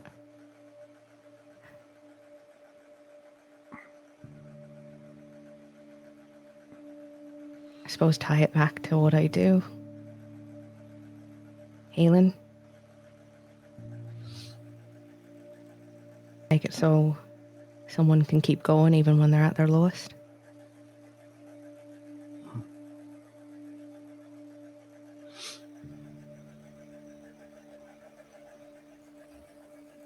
I'll keep that in mind. Kind of blinks and tilts her head. Oh, careful. Wipes the blood. Oh, thank you. He puts down the pen, turns off the machine, slowly stands up. There we go. Right there. The rune of Marcus. How's it look? Share what you think. It's fearsome. Hmm. And she'll sort of reach out and hover a hand over it. And you'll hear in Celestial, which Winnie doesn't know this yet, but Marcus understands. You'll hear her murmur a soft phrase, and the swelling and that like tender sort of like throbbing that you get with a fresh tattoo, it settles. Marcus is going to try very hard to hide a face, which I am sure I cannot even begin to roll high enough to beat that passive insight, a passive perception. And he's going to look down and says, "There you are every day, making me feel more better and more alive."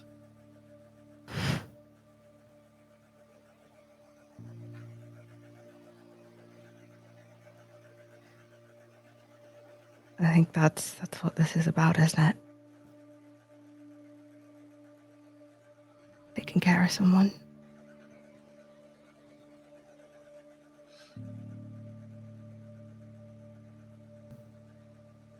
I think there's taking care. I think there's love. Love is care. Love is kindness. Love is protection. Love is fighting. Fighting for love. Look at Leo.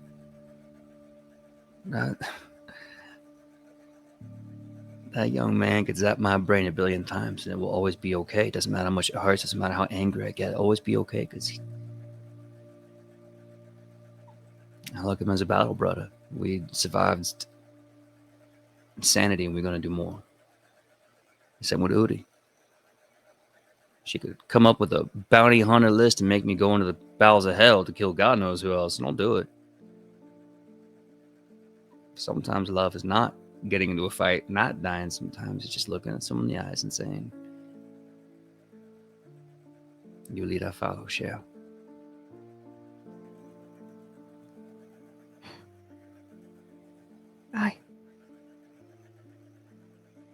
You lead, I follow. Marcus Hellhammer. And then he is going to gently put one hand on each shoulder and bend down, a long way down. Yeah, no, she's tiny. Yeah, you an itty bitty. He's gonna give you one really big, powerful kiss with everything he's got. And he's gonna say, "Well, I hope you don't mind my gratuity of leaving my shirt off. Gratuitousness of leaving my shirt off. I gotta let this thing breathe a bit before we go. So I'm gonna be kind of walking around sans shirt. Oh, Yeah. I don't mind in the slightest. Oh, you don't mind? Okay, that's good. That's good to know. I like hearing that. Me. In the meantime, I going to he kisses you on the forehead and he goes, "I'm gonna go outside, get a bit of fresh air. We should go check on the Wait, no, wait, you need a tattoo. We need to get you. I'll tell you what, when you give me 5 minutes to clean up my station, I'm gonna go outside, take a quick little breather, and then you let me know what tattoo you want, and we'll get you all squared away. Okay?" You take your time, Marcus Hellhammer. That I will do. That I will do. I need to go outside. And he just starts slapping the tattoo. He's like, "Nope, it's gonna." And he goes outside. He's like, "Beautiful day. Oh, love me some El Terrell." Winnie, do you follow? No, she's gonna let him keep his pride. She's gonna laugh and sort of like clean up a little bit in his wake. Well, the thing is, the moment he steps away, that mirror that had his reflection, that caught the beautiful sight of the two of you sharing a beautiful moment together, his reflection lingers just a little too long before it eventually does mimic what Marcus was doing. And I will need you to make a perception check. Oh, Jesus. That is 21. With a 21, there's this moment when he finally turns like towards the mirror to then walk past and out of the room. And in that small delay of the reaction of the reflection, his expression isn't one of being flustered. The reflection's expression is the darkest and yet the brightest devilish smile. Smile kind of curls up just a little bit more. Those fangs just look a little bit longer, a little bit sharper. And his horns just protrude just a little bit more.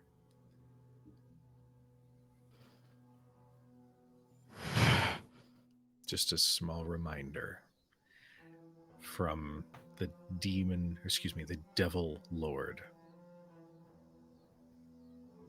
that the decision to sign that contract, it's going to have some lasting consequences beyond just power.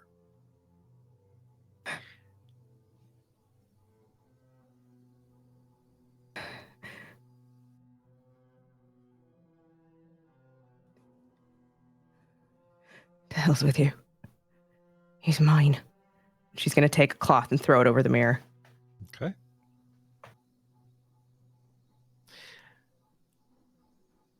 And that is where we're going to go to break.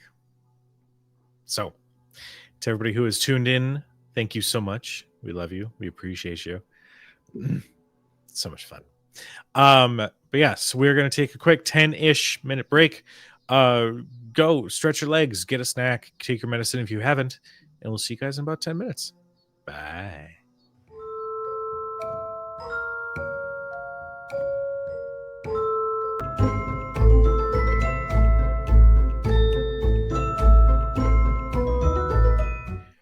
And welcome back, everyone. So, our heroes, Marcus now is equipped with a brand new tattoo on his chest. Is there anything else you wish to do while still in your bastion? I think the only thing Marcus is going to do is cook a bunch of food for tonight and tomorrow in the road, pack up all of his stuff, and take care of whatever loose ends need to be taken care of. Okay. Mhm. Do we know how we're getting to Baldur's Gate? You do have a teleportation circle. We do. Do we need to have a teleportation circle in Baldur's Gate, or is this one of those in where it just will bamf us there? I can't remember. I'll say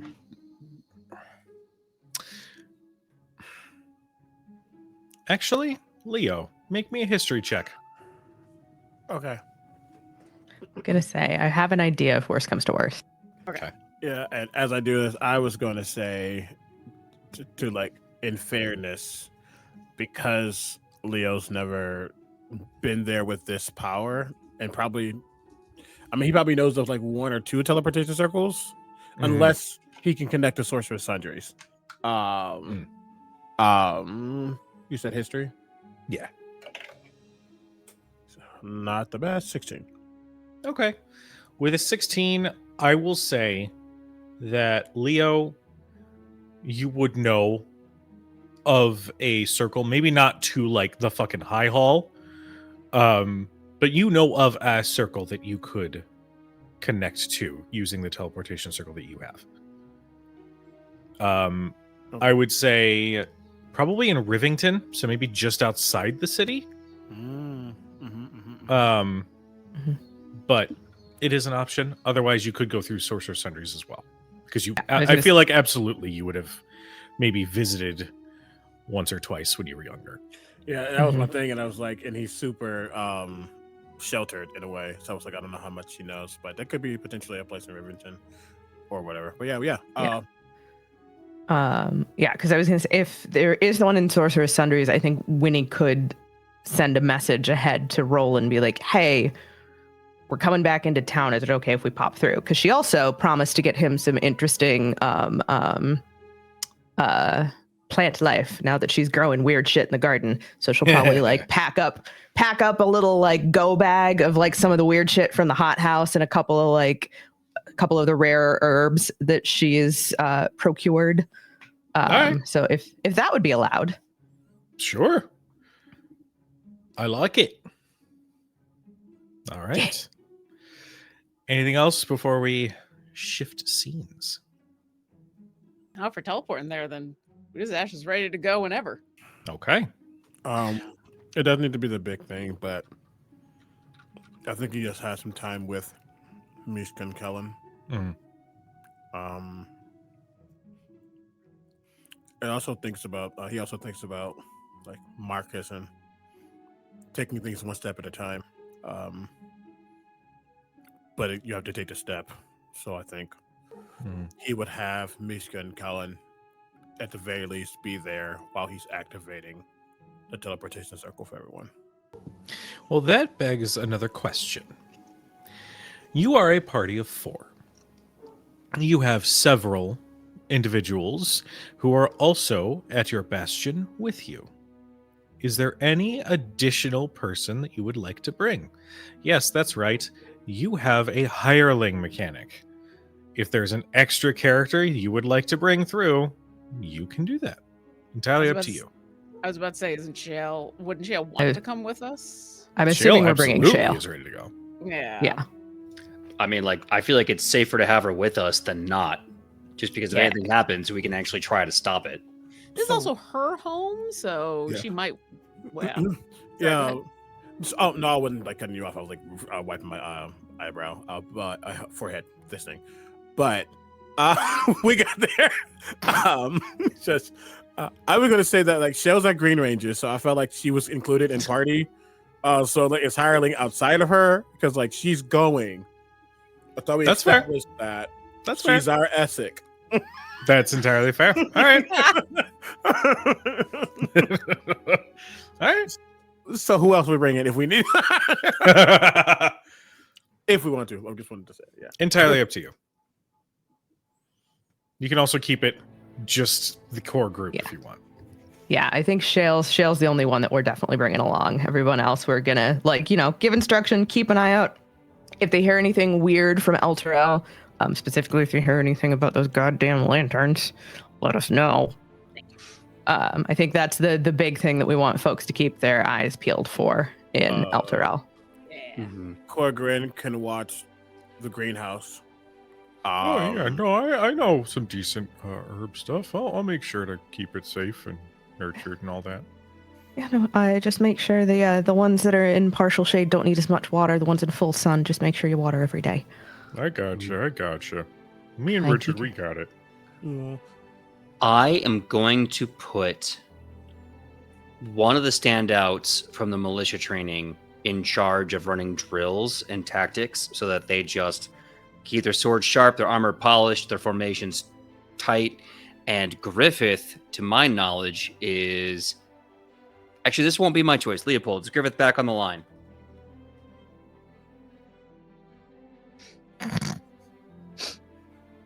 Did he earn it in that month? This is our way in the game to say fuck bullies. No. Okay. Then I'm gonna make it Griffith's responsibility to be the. You know what? You know what? I lied. Hmm? Yes, because Yes. we have to show grace, despite. It's true. There's no point in standing up to bullies if you don't give them the opportunity to stop being bullies, right? Mm. So, with that, Griffith is back on the line, and he will. I'll say, hey, this guy's giving you a full report. I want to read great things when I come back. Understood, Griffith? Yes, sir. Can I also yes and something with the permission of Kujo as well? Mishka was watching at the beginning. I think she sees the muscle, quote unquote, of the trio. Even though she's not muscle at all, she's just the one who can stab you on sight. I think she would probably step up while Kellen's doing library shit. Sure. I like it. Yeah, Mishka will be like, don't worry about it, meathead. I got him. But you activate the teleportation circle, and the world around you slowly starts to ripple, almost like you're looking at the surface of a pond as the runes of the circle light up beneath you with this beautiful pale blue light.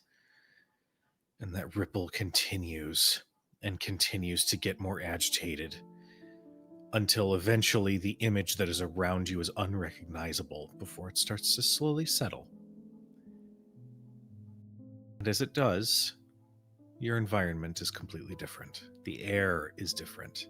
The smells that you take in are different as the vision around you clarifies and you are inside Sorcerer Sundries.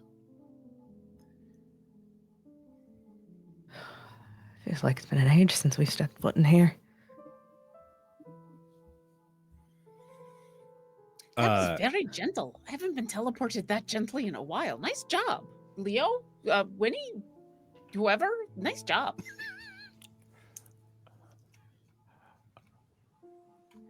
I figured after the explosion, And the tattoo, all that would have like a short rested before we went through. Yeah. Okay. Totally fine. Oh, yeah, this is the next day. I assumed long rest. Oh, fair. Okay, I'm just double checking because of where we're going, and he just had to use magic to quickly make sure he's still an illusion. It's not going to be 1d6. It's going to be 2d6, just like that. Okay. All right. It's a little harder. All right, so somehow it's still exactly what he did before 6. But he will come out somehow inhuman, complete. This is immaculate. Looks super sharp. Leo in human form. All right. Process.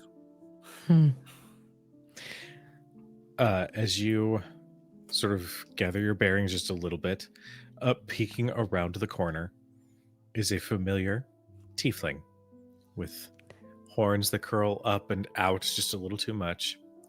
Oh, hello there. Welcome back to Sorcerer Sundries. Roland. I got your message. Yes, hello. Winnie, how are you doing? I believe I promised trade. These are for you. Be careful, the ones in the black vial. If you are going to open them, make sure that you are using something to cover your nose with. They're a little noxious. Ooh, delightful. And he'll take the vials. Beautiful. More things to study. Thank you so much. Is there anything I could get for you? Jesus, I forgot about that. No, but thank you for letting us come through on such short notice. It's very appreciated. Oh, anytime. Always open to you and your compatriots. And there's this small half glance at Marcus before he quickly looks back at Winnie, and that little bit of suave charm just dims just a little as he remembers the last conversation he had with Marcus. Well, if you have need of anything, we did just get a new stock of all sorts of items, whatever you would like. It's entirely possible that we'll come back through before we head out. Thank you. Of course. Yes, of course. Do take care of yourself. There is a little on edge. There's an attack in the south, and so everyone's keeping their eyes to the sky. Have you heard anything? Well, this last delivery of stock is apparently going to be the last one for a little bit. There was a dragon attack in the far south, in Amun.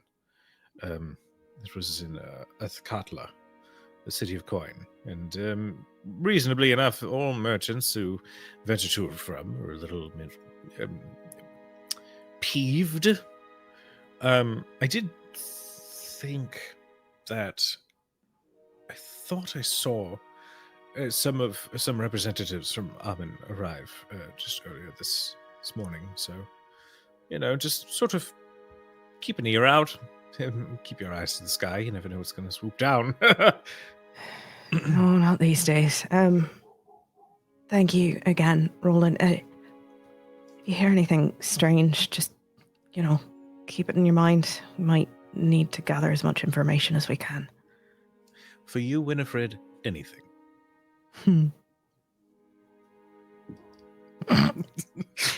Specifically to not meet Marcus's eyes.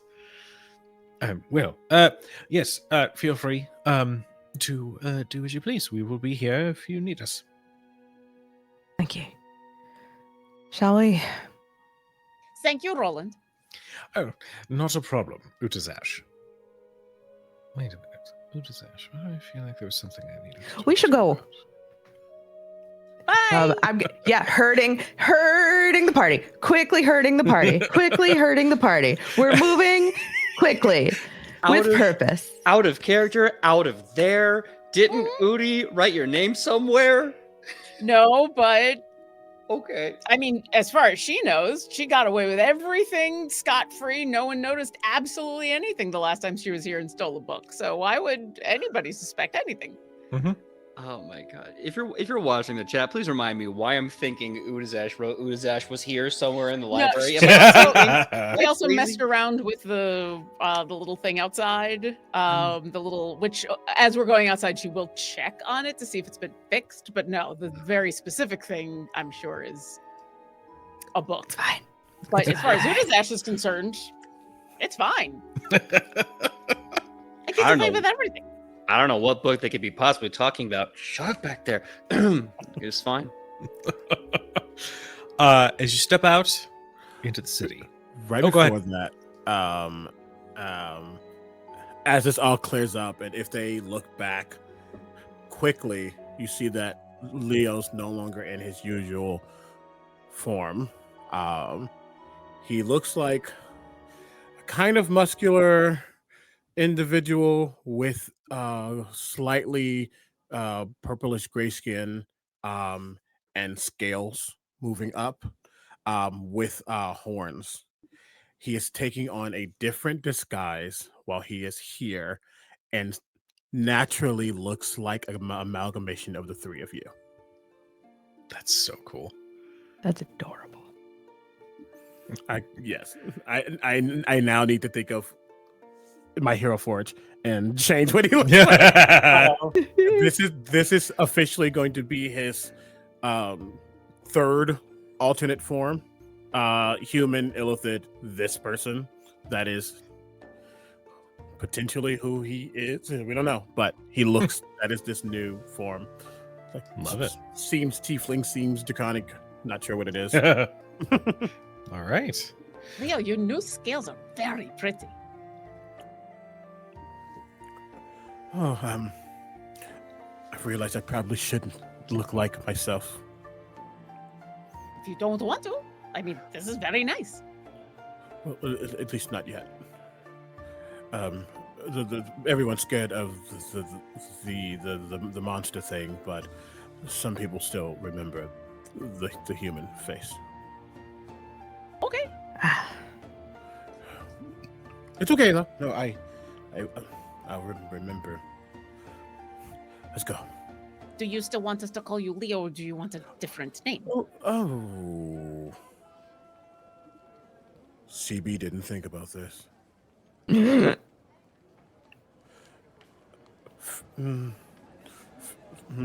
Let's table that. Maybe We as could long go as back we. inside and get a table if you really want, but Just, Maybe, I'll- maybe as long as we avoid the surname, the family name. call me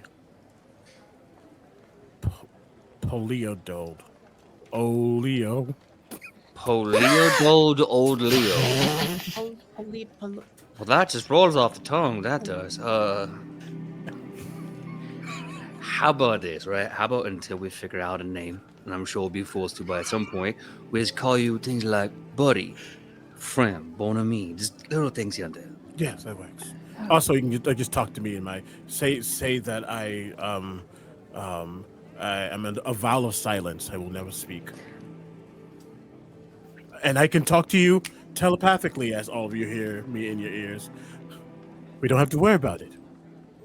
There we are. Simple Vow of solution. silence. I am a hood up. I can be a monk. Leo, you don't lie very often, do you?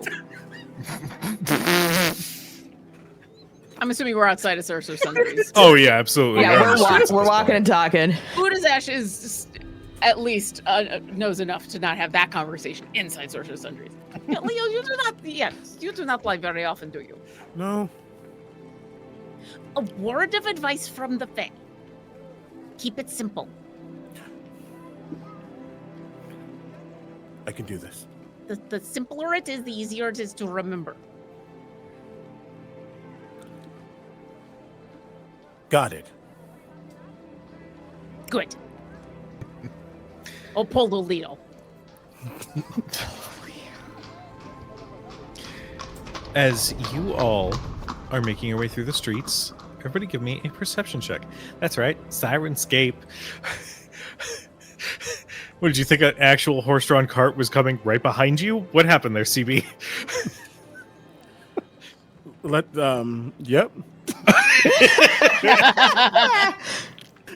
That's a 15 perception.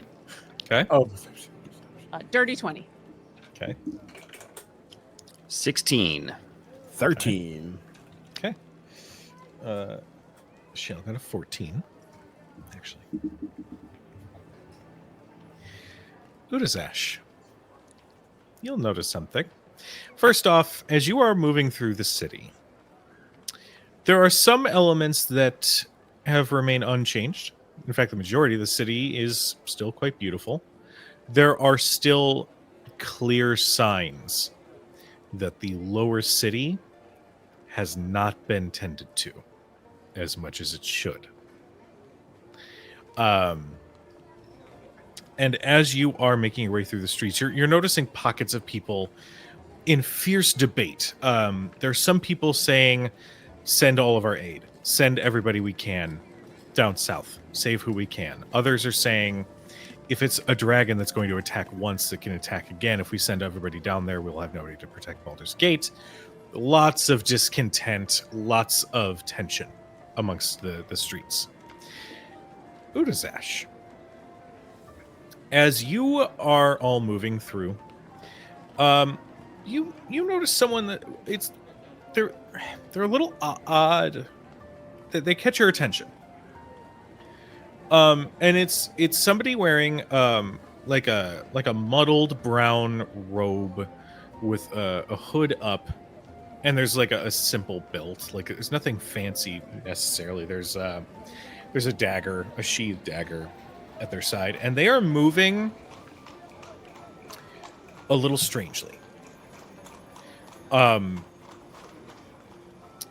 They are walking down the street towards an alley. And as they are sort of shuffling / like, it's like they have this constant bounce with their step. They pass by what looks like a vendor. We'll say it is, it's going to be a potions vendor. And with your non-nat 20,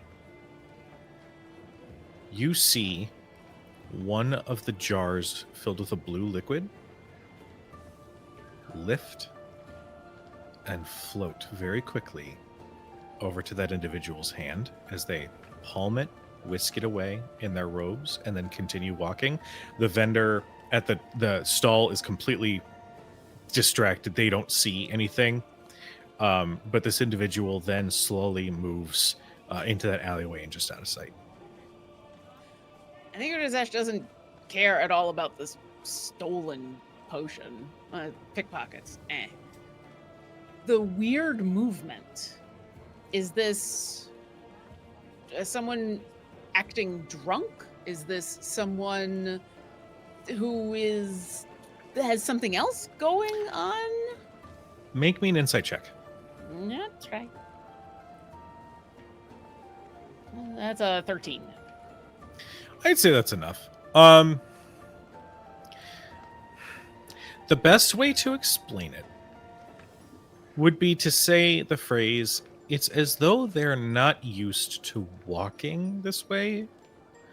And so it's like the muscles and the movement and the limbs are not quite moving the way that they should. And it throws you off a little bit. You don't anticipate that they're drunk. But there's something else about them that's a little off.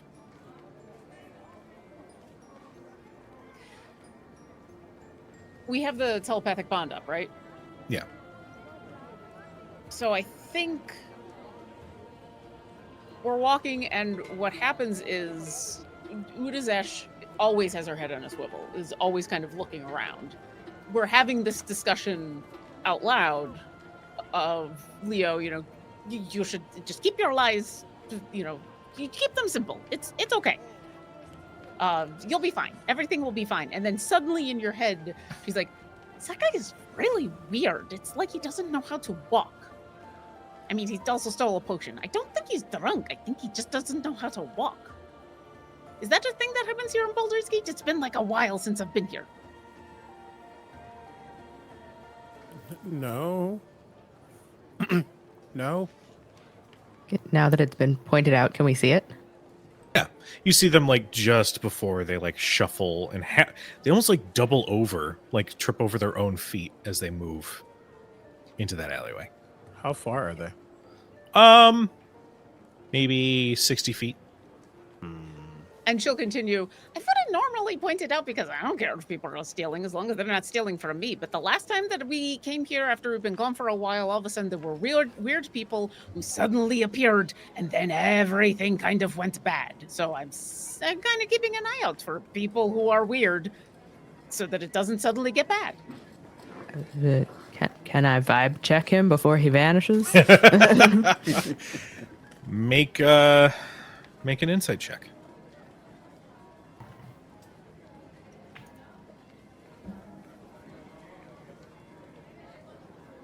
That is 21. With a 21, you can kind of piece together.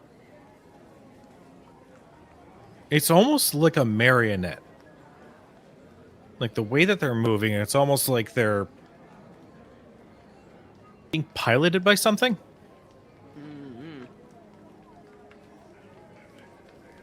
It's definitely, the movement is very striking.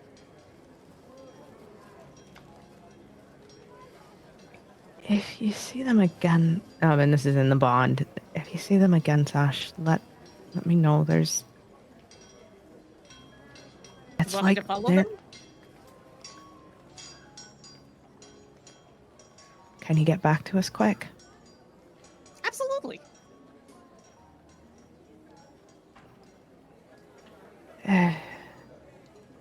Don't draw attention, but yeah, it's like they're being puppeted.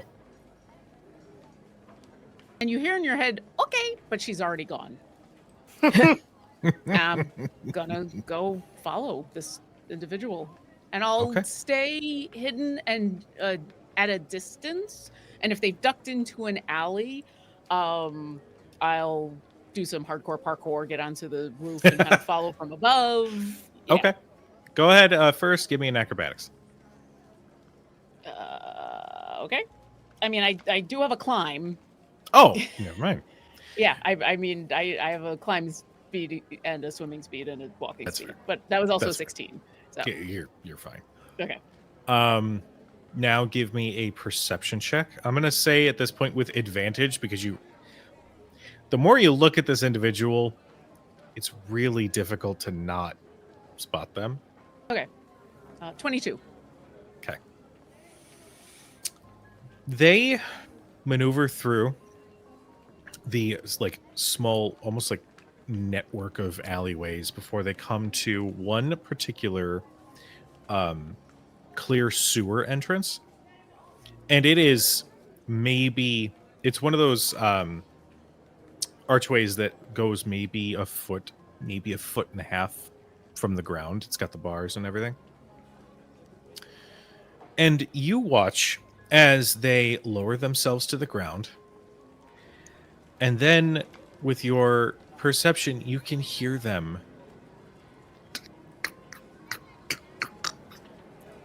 maneuver and pop themselves out of the way enough to slip through the bars and disappear into the sewers below.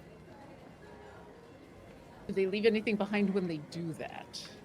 I mean, that's if you're gonna be that kind of dislocation artist, sometimes stuff gets left behind. Make me an investigation check. Okay. Yeah, it is actual trot on over real quick. Yeah, that's a 4. Okay. With a 4, you don't really see anything left behind. And it's unnerving. Oh, it's also fascinating. I've never seen anybody do that. I knew people who could do that with like 1 or 2 of their limbs, but not everything. How far apart are the bars? Or is there a door or a gate or something? These bars are maybe 8 inches apart. Like, it's really not much space between these bars, and yet this individual, this medium-sized humanoid, literally dislocated whatever they needed to be able to slip in between these bars. And if I get real close and look down, do I see where they've gone? You have dark vision, yeah? I do. Yes, you do. You can see the sewer entrance dips a little bit. There's a drop of about 15 feet or so. And it looks like the tunnel goes further down. It looks like there's a slope that does go downward. And you can see just enough as it kind of curves and the tunnel leads out of sight. Okay.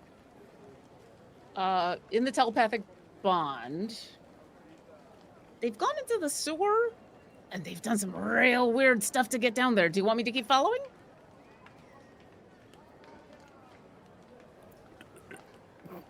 Is it something that we need to be concerned about, or I don't know sewer stuff? I don't know if it's sewer stuff, but I would follow if it were me.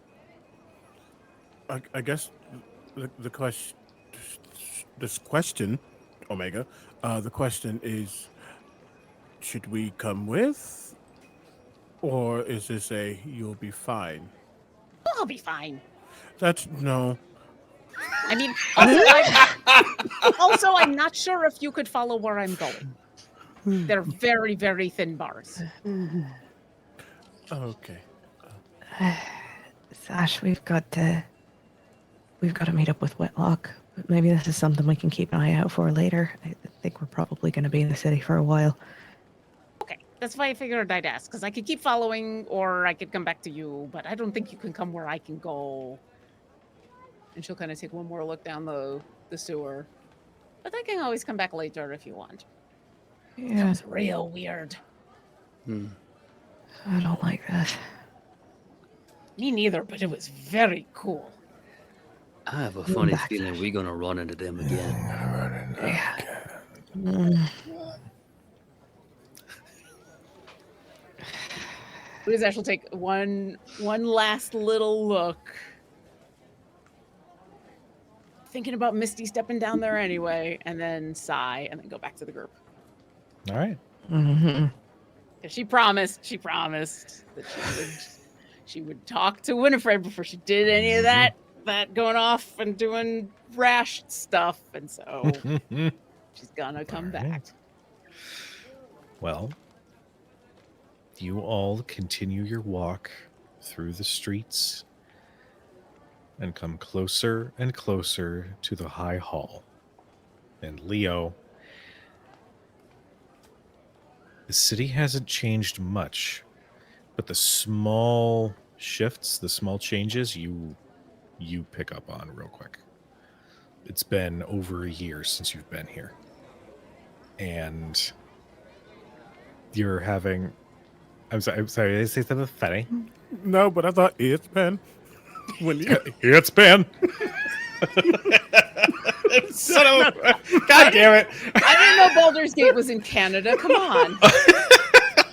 1 year since you looked at me. Thank you. I apologize. Don't be. That's hilarious. I've done the same thing. You're good. You can't help but think about the last time that you were approaching the high halls of Baldur's Gate. And you know that somewhere inside, your mother waits within. As you all approach the doors, or excuse me, the gates, the guards immediately recognize you. The same dwarf that you had spoken with back when you were first meeting with Duke Alder Ravengard says, "Oh, right. Let them in." And the gate rises. And you all start making your way inside. Yep. DM, just so you know, I'm going to sacrifice a psionic die to keep up the illusion. Okay. All right. Well, it's at this point, I believe, we are going to end tonight's episode.